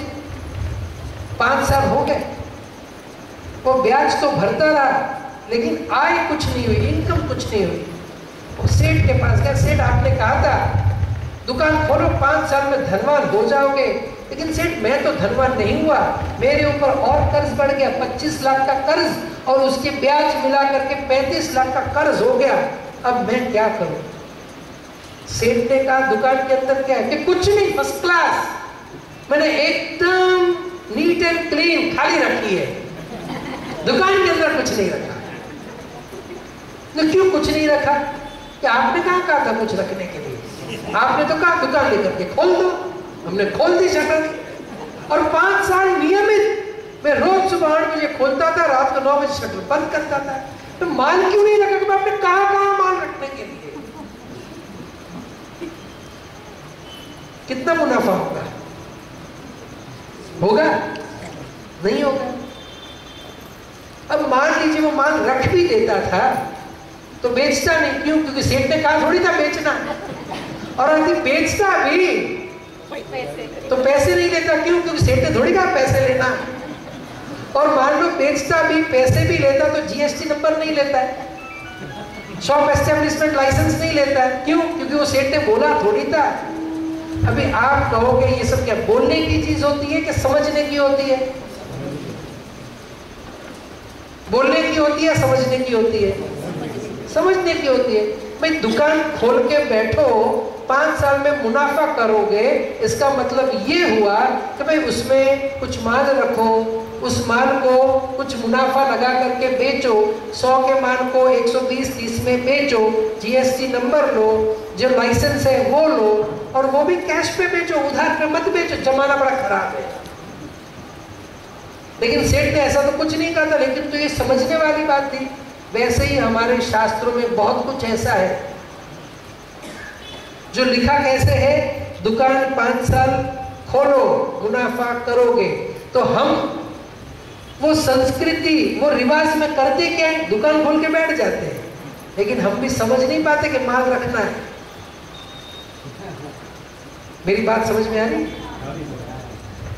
जैसे दिवाली का त्योहार हो, होली का हो, जो भी हो, गुड़ी पड़वा हो, एकादशी हो, इसमें उपवास करना है, ये करना है। क्यों करना है? क्योंकि शरीर, ये मशीन ऐसा है कि ये भी थकता है, इससे भी उपवास की जरूरत पड़ती है। त्याग की भावना बहुत जरूरी है, क्योंकि भोग की भावना हमारे मन को विचित्र बनाती है और त्याग की भावना हमारे मन को पवित्र बनाती है। जिस व्यक्ति को देना हो ना, वो कभी माया नहीं करेगा, वो कभी प्रपंच नहीं करेगा। लेकिन जिसको सिर्फ और सिर्फ लेना हो, वो तो सारे दाव पेच करेगा। और जो व्यक्ति दाव पेच खेलेगा उसका मन मलिन होगा। जो सिर्फ देने की भावना रखता है उसका मन निर्मल होगा। और सुखी कौन होगा? निर्मल मन वाला सुखी होगा या फिर जो दाव पेच करेगा वो सुखी होगा?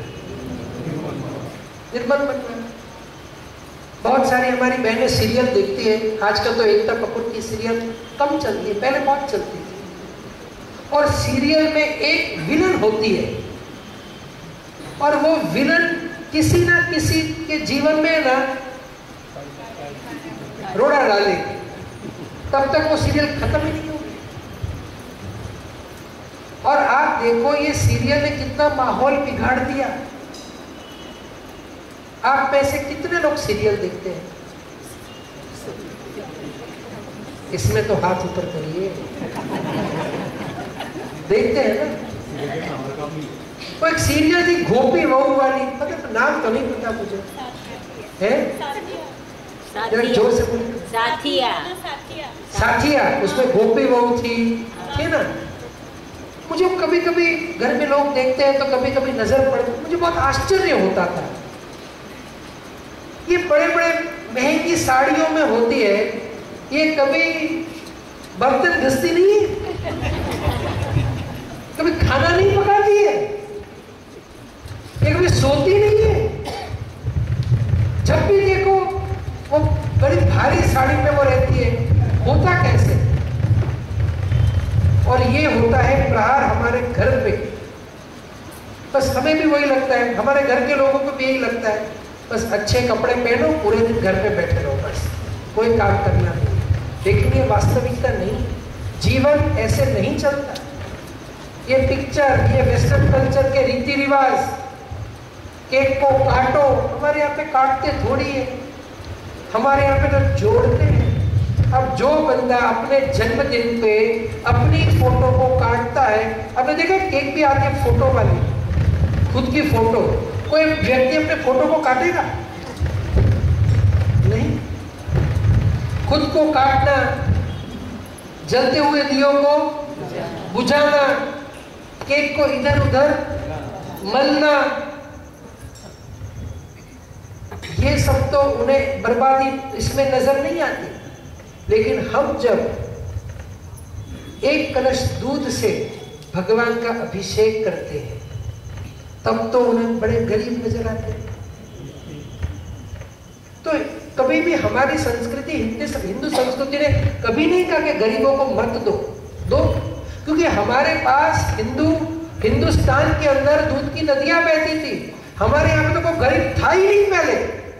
ये तो अंग्रेज आने के बाद या फिर मतलब मुगलों के लूट के बाद ये सब हुआ, पहले कहाँ गरीबी थी? आप इतिहास पढ़ लो, सबके घर दूध की नदियां, भर भर के मक्खन, घी, घृत, धान्य भरपूर हुआ करते थे। तो ऐसे ही थोड़ी चीज बने कि डाल डाल पे सोने की चिड़िया बसेरा करती थी।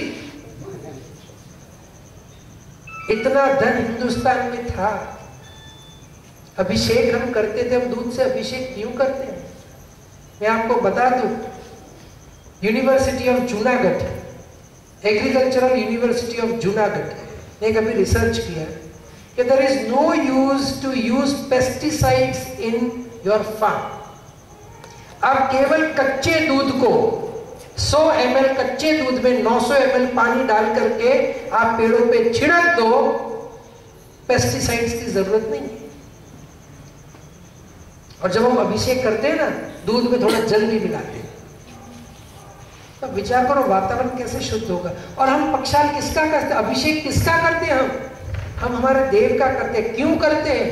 क्योंकि उनके उपकार हमारे परिवार के ऊपर है, हमारे ऊपर है। हम याचना करते हैं कि जब हम अभिषेक करते हैं ना देव की, तो वो अभिषेक हम इसलिए नहीं करते कि हमारे देव शुद्ध हो जाए, वो तो शुद्ध ही है। हम अभिषेक इसलिए करते हैं कि आपके अभिषेक तो मैं कर रहा हूं, लेकिन वास्तव में हे प्रभु मेरे आत्मा का अभिषेक करिए, और जो मलिन पदार्थ है मेरे अंदर, जो दोष है मेरे अंदर, जो क्रोध, मान, माया, लोभ इत्यादि जो दोष भरे हुए हैं, वो सारे विसर्जित हो जाए और मेरे अंदर गुणों का अंश प्राप्त हो। इसीलिए हम हमारे आराध्य देव का अभिषेक करते हैं, इसीलिए हम हमारे आराध्य देव के पास दिया जलाते। वो प्रार्थना है कि प्रभु मैं अज्ञानी हूं, मुझे उस अज्ञान से बाहर निकालो। मैं दुखी हूं इसी अज्ञानता की वजह से। पैसा कैसे कमाना है उसका तो ज्ञान हमको थोड़ा बहुत बाहर से मिल गया, लेकिन बहुत कुछ ज्ञान हमें नहीं मिला। जैसे ही मैंने कहा दो ज्ञान है, मिथ्या और तो गाड़ी वाला ज्ञान अगर मैंने इस तरह से लिया तो मैं दुखी हो गया। लेकिन किसी के पास गाड़ी है और मेरे पास नहीं है, तो उसने कहा उसने गाड़ी ली तो मैं कहूंगा अच्छी बात है, मुझे गाड़ी की जरूरत नहीं है, मैं नहीं ले रहा हूं। क्योंकि गाड़ी लेने के बाद भी उसको संभालना पड़ता है, उसका टाइम टू टाइम इंश्योरेंस भरना पड़ता है, और मुझे जाना ही कहीं नहीं है। मैं जब छोटा था, मेरी जब 20-22 साल की आयु थी, कुछ लोग आते थे मेरे पास, आपको ये छोटी गाड़ी शोभा नहीं देती, आपको बड़ी गाड़ी अभी हो, आपके पास बड़ी गाड़ी होनी चाहिए। लोग आते थे, लोगों की आदत होती है माचिस को लेकर के जला, लेकिन माचिस की तीली तबाही तब मचाती है जब हम रॉकेल से भरे हो। अब माचिस की तीली जला करके एक लोहे के बिंब के ऊपर फेंक दोगे तो कुछ नहीं होगा, लेकिन वही माचिस की तीली यदि आपने घासलेट के ऊपर फेंकी तो क्या होगा? हमें कैसे बनना है, घासलेट जैसा या फिर लोहे जैसा, हमें तय करना है।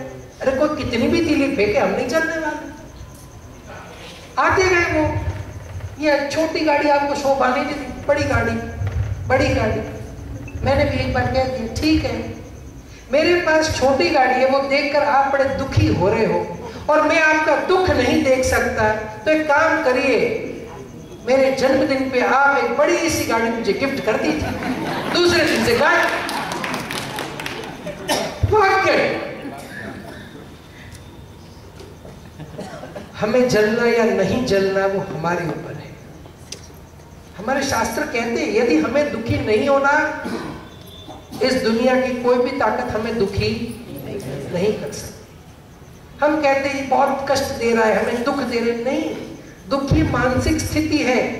कोई व्यक्ति हमें कष्ट दे सकता है, लेकिन दुख और कष्ट और दुख में बड़ा अंतर है। ये अंतर वेस्टर्न कंट्रीज वाले नहीं जानते, वो कष्ट और दुख को एक मानते हैं। हमारी संस्कृति में दुख और कष्ट अलग अलग है। जैसे कि गर्मी में या धूप में बाहर खड़ा हम रहते हैं तो हमारे शरीर को कष्ट होता है, लेकिन दुख हो वो जरूरी नहीं है। जैसे कि यहाँ पे भी बहुत सारे लोगों के बिजनेस होंगे, दुकान होंगे, तो दुकान पे बहुत सारे ग्राहक आ जाते हैं, तो क्या हमें बैठने का मौका मिलता है कि खड़ा रहना पड़ता है? तो फिर कष्ट होता है कि नहीं होता है पैरों को? लेकिन ग्राहक कस्टमर्स कंटिन्यूस आ रहे हैं और मुनाफा भी बहुत हो रहा है, तो दुख होगा या सुख का अनुभव होगा? कष्ट होने के बावजूद भी सुख का अनुभव होगा, दुख का नहीं होगा। और कष्ट के अभाव में भी दुख हो सकता है।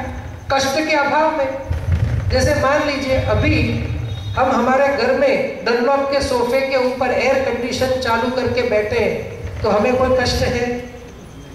हमें कोई कष्ट है? नहीं। लेकिन सिर्फ फोन आया, जो आपकी दुकान थी ना, उस पर आग लग गई, हम सुखी के दुखी? सुखी। दुखी के सुखी? दुखी। मन की स्थिति है। थोड़ी देर के बाद बेटा आया, बोले पिताजी आपका मुंह क्यों इतना हो गया? बेटा दुखी होने का कोई कारण नहीं था, डनलॉप की गद्दी पे बैठे हैं, फर्स्ट क्लास एसी चालू है, दुखी होने का कोई कारण नहीं था। तो बेटा ने पूछा पिताजी आपका मुंह क्यों उतर गया, दुखी दिख रहे, क्यों? कि बेटा वो हमारी जो दुकान थी ना वो जल गई, मुझे फोन आया था। बेटे ने कहा पिताजी चिंता मत करो, 4 दिन पहले वो दुकान बेच दी, पेमेंट भी आ गया। सुखी क्या दुखी? सुखी। अब पता नहीं तो सुख और दुख का कारण क्या है? मैं मान के चलता था वो दुकान मेरी है तो मैं दुखी, जब मुझे पता चला कि वो दुकान मेरी अब नहीं है, तो मैं तो सही बताओ, दुकान का होना सुखी या दुकान का न होना सुखी? पहले तो कंफ्यूजन वाला प्रश्न है। तो हमारे तो शास्त्रों में कहा है, हमारी जो संपत्ति है ना, उस संपत्ति में भी हमें, उस संपत्ति के ऊपर भी हमें ममत्व का भाव नहीं होना चाहिए। निष्परिग्रह की व्याख्या क्या है? सब खत्म कर दो, ऐसा नहीं है। जो हमारे पास है वो धर्म के प्रताप से है, हमें उसे सही ढंग में, सही मायनों में लोगों के कल्याण के लिए हमें इस्तेमाल करना है, और इसी तरह हमें हमारा जीवन व्यतीत करना है। क्योंकि पूरे दुनिया की एक संस्कृति कॉमन है। जो व्यक्ति दूसरों के लिए जीता है उसका ही नाम अमर रहता है। जो व्यक्ति खुद के लिए जीता है उसे कोई याद नहीं करता, कोई नहीं करता। हम भी आज जिसे जिसे याद करते हैं वो कौन है? हम किसे किसे याद करते हैं?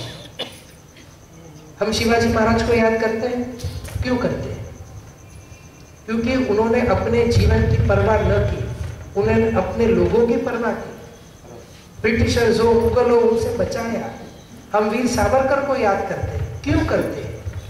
क्योंकि वो हमारे लिए वो कितने साल जेल में थे। और वो कौन सी जेल में थे पता है? कैसी है वो जेल?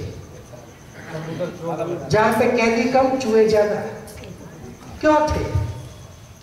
उन्हें क्या गरज थी? हमारे लिए, हमारी स्वतंत्रता के लिए। लोकमान्य तिलक हो या जो भी हो, हम उन्हें याद क्यों करते हैं? क्योंकि वो त्यागी थे, वो भोगी नहीं थे। हमारी संस्कृति है, जो त्याग करता है वही अमर होता है। जो अपना सोचता है और केवल भोग में मस्त है, उसे ना ही तो कोई याद करता है, ना ही उसकी कोई वैल्यू होती है। तो ये हमारी संस्कृति है, वैराग्य की संस्कृति है। जो हमारे पास है वो औरों के लिए है, पुण्य के प्रताप से मुझे मिला है, लेकिन उसे खर्च मुझे कहाँ करना है? लोक कल्याण के लिए करना है। यही भावना हिंदुस्तान में आपको मिलेगी और कहीं नहीं मिलेगी। इसीलिए हम सबको खुद को भाग्यशाली मानना चाहिए।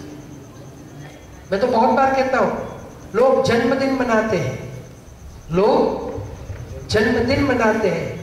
मैं कहता हूं उसमें से दिन निकाल दो, जन्म को मनाओ।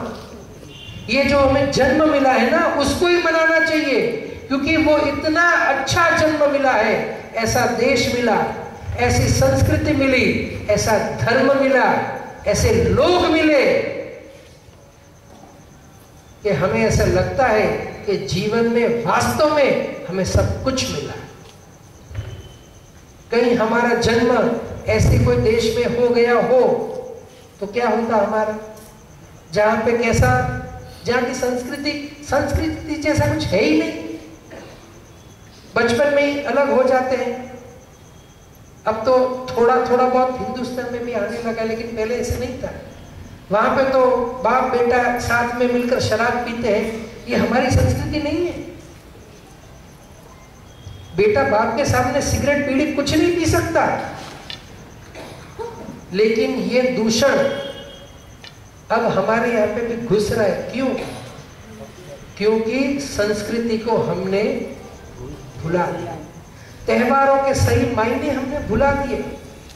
तो जैसे मैंने ये कहा कि सेठ ने कहा था 5 साल दुकान खोल करके बैठ जाओ, पैसा कमाओगे, तो उसका रहस्य जानना बहुत जरूरी है। वैसे हमारे भी शास्त्रों में जो त्यौहार है, जो रीति रिवाज है, जो हमारी संस्कृति है, उसे जानना होगा। और उसके लिए मैं बहुत ही वचन दे करके कहूंगा, संस्कृत का अभ्यास भी अब छूट रहा है, निकल रहा है। मुझे ध्यान है 7-8 साल पहले सुषमा स्वराज जी, तब विदेश मंत्री थी, उन्होंने मुंबई के षण्मुखानंद हॉल से एक प्रवचन में कहा था कि अब जो कंप्यूटर जो आ रहे हैं, तो कंप्यूटर कैसे हैं? जो एक ही भाषा जानेंगे, और वो है संस्कृत। क्योंकि संस्कृत में जैसा बोला जाता है वैसे ही लिखा जाता है, और जैसे लिखा जाता है वैसे ही बोला जाता है। लेकिन वर्तमान काल की परिस्थिति ऐसी है, जो कंप्यूटर जानते हैं वो संस्कृत नहीं जानते, और जो संस्कृत जानते हैं वो कंप्यूटर नहीं जानते। तो मेरा निवेदन है, हम हमारे बच्चों को, पोतों, जो भी है, उन्हें हम स्कूल में भले पढ़ाएं, कॉलेज में पढ़ाएं, कोई बात नहीं, लेकिन दिन का 1 घंटा या आधा घंटा हमारा धर्म, हमारी संस्कृति, उसके रीत, उसका महत्व हम समझे, उसे समझाए। वरना कुछ सालों के बाद ये होगा, हिंदुस्तान नहीं रहेगा। और हमारे देखो दूसरे भाव में क्या होगा, भूल जाओ। यही भाव में इतने सारे दूषण आ जाएंगे, और मुझे पता नहीं कि कितने लोगों को पता है, मुंबई में एक नया कल्चर शुरू हुआ है, बहुत ही गंदा कल्चर है, बहुत ही गंदा कल्चर है, और मुझे कहने में भी शर्म आती है।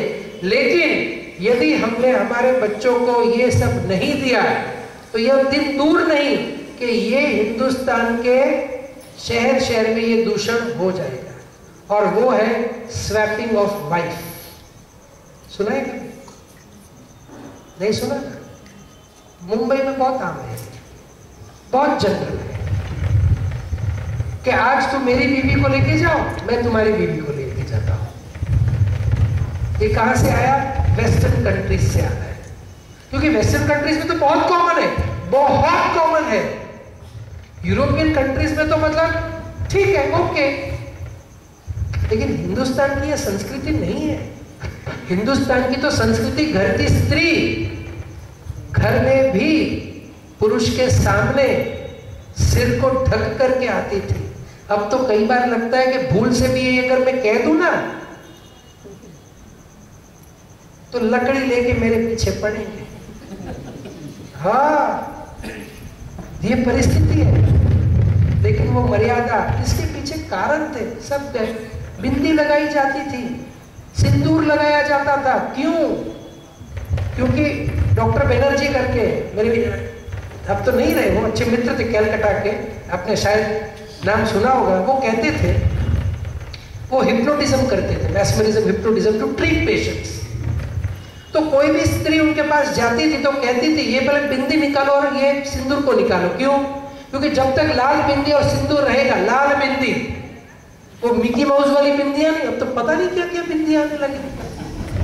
अब मिकी माउस वाली नहीं, वो लाल कलर की बिंदी और सिंदूर जब तक आपके सिर के ऊपर है, it is not possible to hypnotise और मैस्मराइज।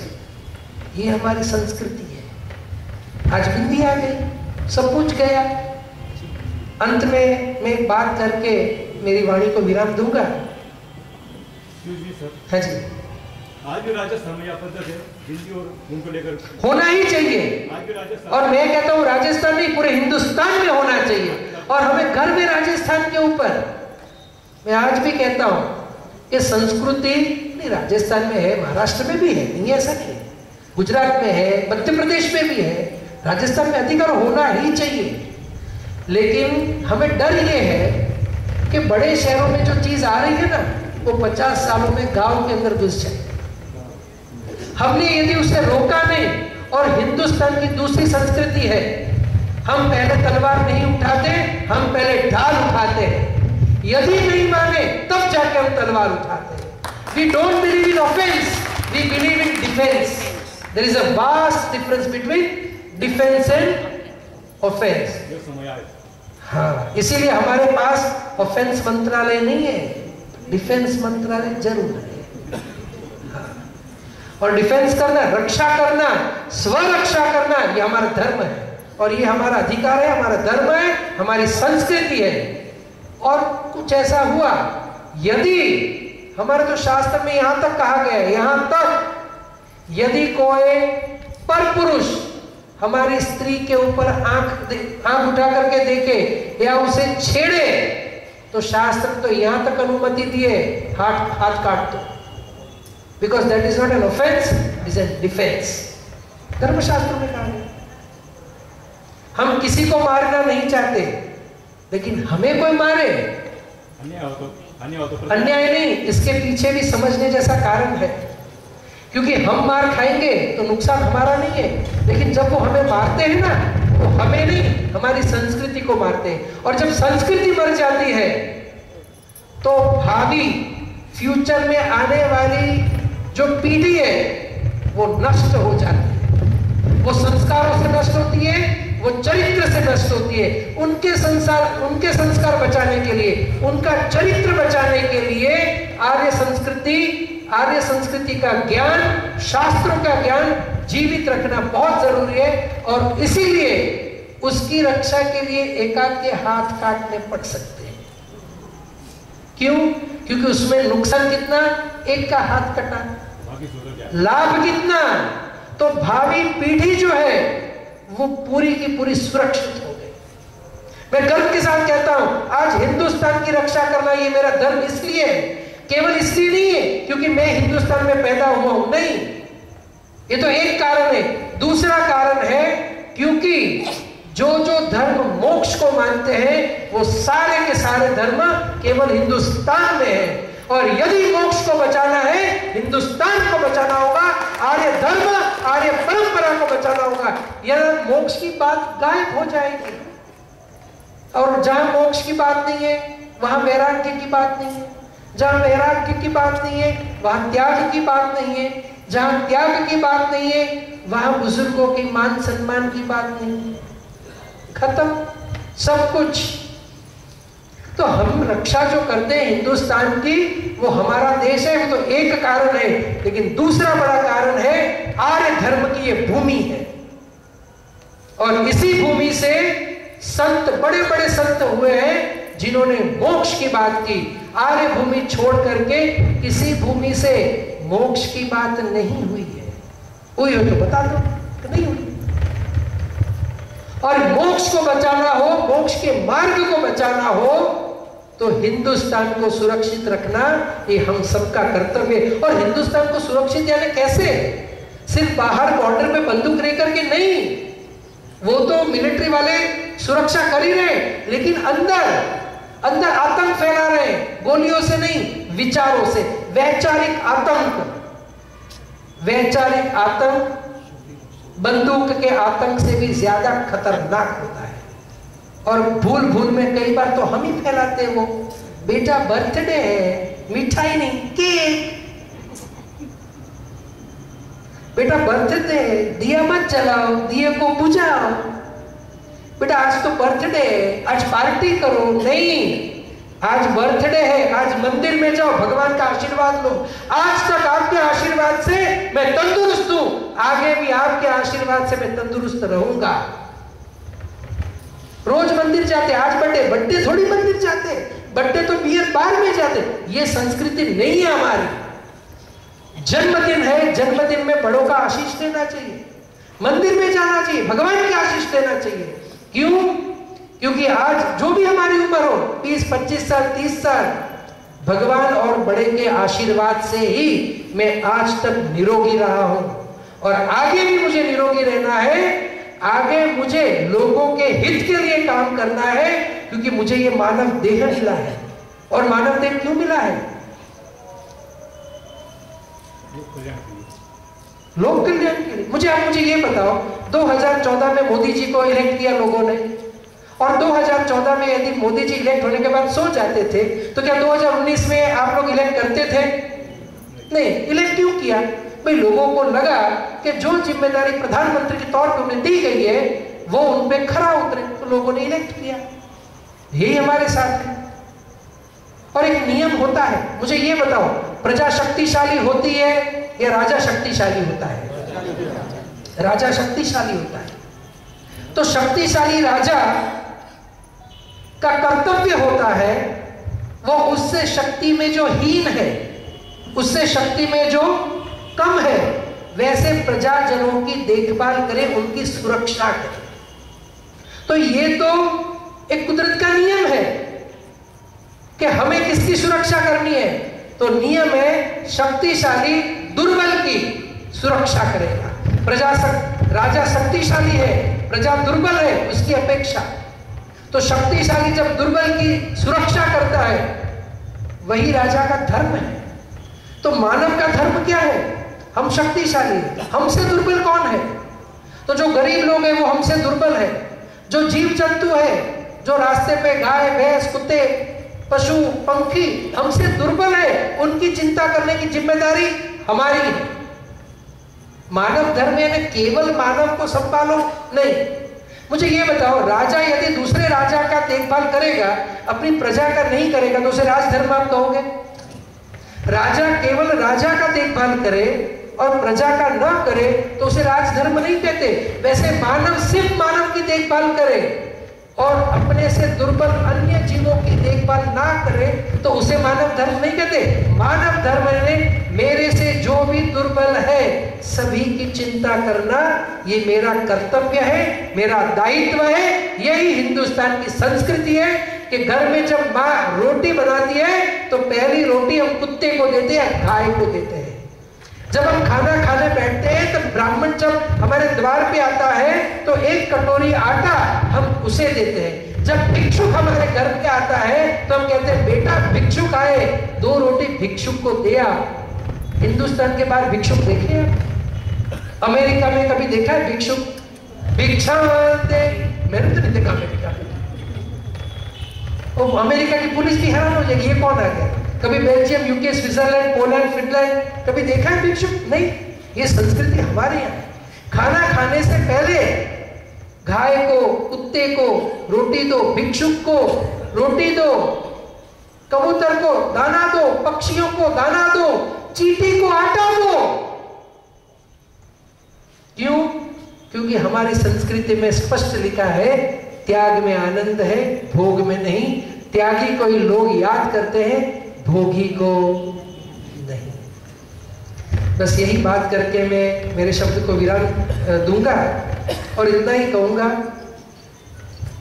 कि ये एक मेरा मैसेज है, ये लोगों तक पहुंचाओ।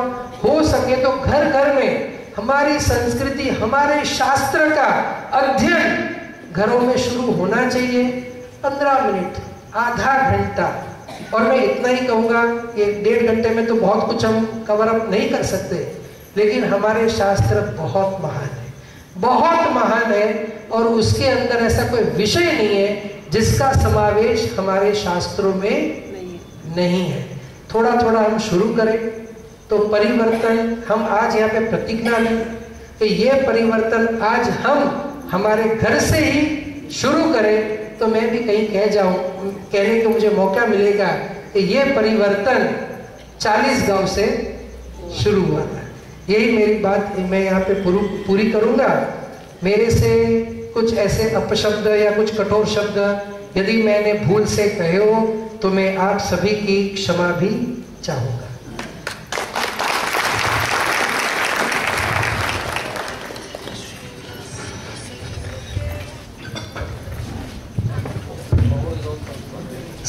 सर्वांना विनंती आहे, फक्त 2 मिनिटं सगळ्यांनी थांबावं अशी सगळ्यांना विनंती आहे।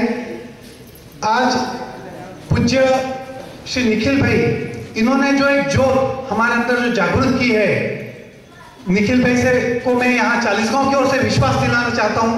जो जोत आपने प्रगटाई है वो जरूर आगे जाएंगी और इस जोत को जब आप अगली बार आएंगे तो एक मशाल का स्वरूप लेके आप इसे पाएंगे। और बहुत ही सुंदर शब्दों में जो अपनी आर्य संस्कृति, अपना आर्य धर्म, एक हिंदुस्तान के बारे में जो उन्होंने बताया, एक हिंदू संस्कृति के बारे में बताया, सही में एक अभिमान होने लगा है कि हम इस हिंदुस्तान में, इस धरती पर पैदा हुए और हम लोग यहाँ जन्मे हैं। सही में बहुत बहुत आपका 40 गांव की ओर से, श्री शेठ नारायण बंकट वाचनालय की ओर से हम लोग ऋण प्रकट करते हैं। बहुत बहुत धन्यवाद। आज का जो व्याख्यान जो आर्य संस्कृति पे पूज्य श्री निखिल भाई जी ने दिया, उसके आज प्रायोजक सर्वश्री श्याम व प्रकाश पंडित स्वर्गीय यमुनाबाई पाटिल नर्स, इनके स्मृति प्रीत्यर्थ था, उनको भी मैं वाचनालय की ओर से उनका भी आभार प्रकट करता हूँ। उसी तरह से जो सरस्वती व्याख्यानमाला, इस पूर्ण 10 दिवसीय व्याख्यानमाला के प्रायोजक मेसर्स आरती पुंशी ब्रदर्स, जो कि इन्होंने स्वर्गीय प्यारलाल जी पुंछी तथा स्वर्गीय रमेश सेठ प्यारलाल जी पुंछी, इनके स्मृति प्रीत्यर्थ ये व्याख्यानमाला प्रायोजित की थी। उनका भी मैं तहे हृदय से धन्यवाद कहता हूँ। उसी तरह से ही व्याख्यानमालेसाठी 10 दिवसाचे सर्व प्रायोजक यांचा सुद्धा मी वाचनाच्या वतीने खूप खूप आभार व्यक्त करतो। चाळीसगाव एज्युकेशन सोसायटीचे माननीय चेअरमन व सर्व संचालक मंडळ ज्यांनी ही जागा विनामूल्य आपल्याला उपलब्ध करून दिली त्यांचा सुद्धा मी इथे ऋण व्यक्त करतो। रोजच्या व्याख्यानमालेच्या बातमी प्रसिद्ध केल्याबद्दल संपादक, वार्ताहर व सर्व विविध दैनिकांचे जे प्रतिनिधी आहेत, लोकमत, दैनिक सकाळ, दैनिक दिव्य मराठी, दैनिक ग्रामस्थ, देशदूत, दैनिक बाजीराव व सर्व वर्तमानपत्राचे जे संपादक आहेत, जे वार्ताहर आहेत, यांचं सुद्धा मी वाचनाच्या वतीने खूप खूप आभार प्रकट करतो। सर्व श्रोतेगण चाळीसगावचे ज्यांनी भरभरून या व्याख्यानमालेला प्रतिसाद दिला, थोडं गरमी, पाऊस, तिघ ऋतूचा एकत्र इथे असताना सुद्धा आपण सर्वांनी जो प्रतिसाद दिला त्याबद्दल आपलेही मी इथे शेठ नारायण बंकट वाचनाच्या वतीने आभार मानतो। पुढील वर्षाची व्याख्यानमाला ही आपण जानेवारीत घेणार आहोत, याची सगळ्यांनी नोंद घ्यावी। म्हणजे आपल्याला जो दरवर्षीप्रमाणे आपण जानेवारीत होत होती त्याप्रमाणे पुढील वर्षी सुद्धा ही व्याख्यानमाला जानेवारीत होणार आहे। आपणा सर्वांचं पुनश्च एकदा मी आभार मानतो। त्याचप्रमाणे काही 2 महत्त्वाच्या सूचना आपल्या समोर द्यायच्या आहेत। कवी कट्टा परिवार चाळीसगाव यांच्यातर्फे गीत रामायण याचं आयोजन करण्यात आलेलं आहे। रविवार दिनांक 23 एप्रिल 2023 सायंकाळी 5 ते 7 यावेळेस म्हणजे पुढच्या रविवारी संत श्रेष्ठ श्री गजानन महाराज मंदिर, शाहूनगर, चाळीसगाव येथे हे गीत रामायण आहे। सायंकाळी 5 ते 7 आणि श्री नंदकुमार देशपांडे व सहकारी वृंद नाशिक इथून येथे येणार आहेत। तर त्यांनी सर्वांनी पण आपण सर्वांनी या कार्यक्रमाचा सुद्धा आस्वाद घ्यावा असं मी या आयोजकांवतीने मी सांगतो। त्याचप्रमाणे प्रजापती ब्रह्मकुमारी ईश्वरी विद्यालय व रोटरी क्लब ऑफ चाळीसगाव आणि Rotary club of milk city Sangam Chalisgaon यांच्या वतीने बाय बाय हार्ट अटॅक या स्वस्थ व सुसंस्कृत जीवन जगण्याची कला याच्यासाठी एक मार्गदर्शनचं शिबिर चाळीसगाव येथे होणार आहे। डॉक्टर रतन राठोड हे MGM हॉस्पिटल मुंबईचे प्रसिद्ध हृदयरोग तज्ज्ञ आहेत, ते येणार आहेत मार्गदर्शनासाठी। तसेच डॉक्टर सचिन परब हे प्रसिद्ध व्याख्याते, राजयोग प्रशिक्षक व व्यसनमुक्ती जीवनाचे मार्गदर्शक हे सुद्धा याच्यासाठी येणार आहेत। हे सुद्धा रविवारी आणि त्याचा सुद्धा वेळ सकाळी 5 ते 7 दोघं कार्यक्रम एकाच दिवशी आहेत। आणि दोघं कार्यक्रम याचा कार्यक्रम स्थळ राजपूत मंगल कार्यालय, लक्ष्मीनगर, चाळीसगाव येथे आहे। तर दोघं कार्यक्रम ज्यांना जिथे आस्वाद घ्यायचा असेल तर दोघा कार्यक्रमासाठी घ्यावा अशी आयोजकांची विनंती आहे। पुनश्च एकदा मी सन्माननीय पूज्य श्री निखिल भाई तथा तत्वमचे सर्व सहकारी यांचं सर्वांचं मी ऋण व्यक्त करतो। तसेच निखिल भाई हे स्वतः त्यांच्या परिवारापासून दूर आणि सर्व युवानांमध्ये राहतात। हे जे सर्व युवान आज इथे 3 युवान आलेले आहेत, पण बाकीची पूर्ण 40-50 जणांची टीम आहे, त्यांच्यासोबतच हे वास्तव्य करत असतात। स्वतःच्या परिवारासोबत वर्षातनं 8-10 दिवस फक्त ते जात असतात। आणि हे सर्व युवान सुद्धा यांना अशा पद्धतीने सांभाळतात की 10 वर्ष, जसं आता पलक भाईचं आजच त्यांनी एक उदाहरण दिलं, त्यांचं 10 वर्ष झाले ते त्यांना एकही दिवस सोडून गेलेले नाहीत त्यांना एकट्यांना। त्यांचं लग्न झालेलं आहे, त्यांची 3 महिन्याची मुलगी आहे, पण त्यांनी लग्न झाल्यावरती सुद्धा त्यांनी फार वेळ सांगितलं की तुम्ही कुठे बाहेर फिरून या, पण ते कधीही त्यांना सोडून गेले नाही, इतकी छान काळजी घेतात। मी या तत्वम जी निखिलबाई यांच्या मार्गदर्शनाखाली, पूज्य निखिलबाई यांच्या मार्गदर्शनाखाली जी संस्था सुरू आहे, त्यांना एक छोटीशी भेट एक वाचनातर्फे देऊ इच्छितो। आमच्या वाचनाचे अध्यक्ष डॉक्टर मुकुंदजी करंबेळकर यांना मी विनंती करतो की तत्वमचे जे युवान आहेत त्यांना एक छोटीशी अल्पशी भेट द्यावी आणि त्यांनी ती स्वीकारावी तत्वज्ञ, अशी मी त्यांना विनंती करतो। पलक भाई इथे यावेत आणि त्यांनी भेट स्वीकारावी अशी मी त्यांना विनंती करतो। ज़्यादा समय नहीं लूँगा, सिर्फ 2 ही मिनट आपके लूँगा। मनीष भाई ने जो बात कही है भेंट स्वरूपी जो देने की भावना इनकी है ये खूब बहुत ही बड़ी है। बट गुरुजी कोई भी पैसा या कोई भी धनराशि स्वाध्याय या प्रवचन के लिए नहीं लेते। हम भी सारे निस्वार्थ भाव से ये सेवा का कार्य कर रहे हैं। हम सब वर्किंग है, MNC कंपनीज में जॉब आदि भी हमारे हैं, परिवार भी सुखी संपन्न है, इसीलिए हम कोई भी धनराशि नहीं स्वीकारते हैं। मनीष भाई से चर्चा हुई थी, मनीष भाई को कहा था, छता भी उन्होंने ये ऐलान किया है। तो मुझे खाली इतना ही कहना है कि उनकी भावना अच्छी है, उनकी भावना बहुत बड़ी है। तो हम ये कोशिश करेंगे कि ये धनराशि भी जो है वो युवाओं के जीवन कल्याण में, युवाओं को ज्ञान ज़्यादा से ज़्यादा मिल सके, ऐसे कोई अच्छे कार्य, जीव दया के कार्य में इस धनराशि का हम उपयोग करेंगे। ये धनराशि हमारे लिए पर्सनल यूज के लिए किसी को भी स्वीकृति नहीं है।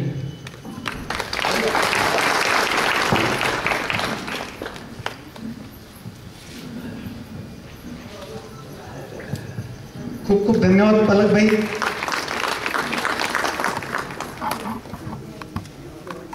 अध्यक्षांच्या परवानगीने आजचा कार्यक्रम संपला आणि ही व्याख्यानमाला संपली अशी मी जाहीर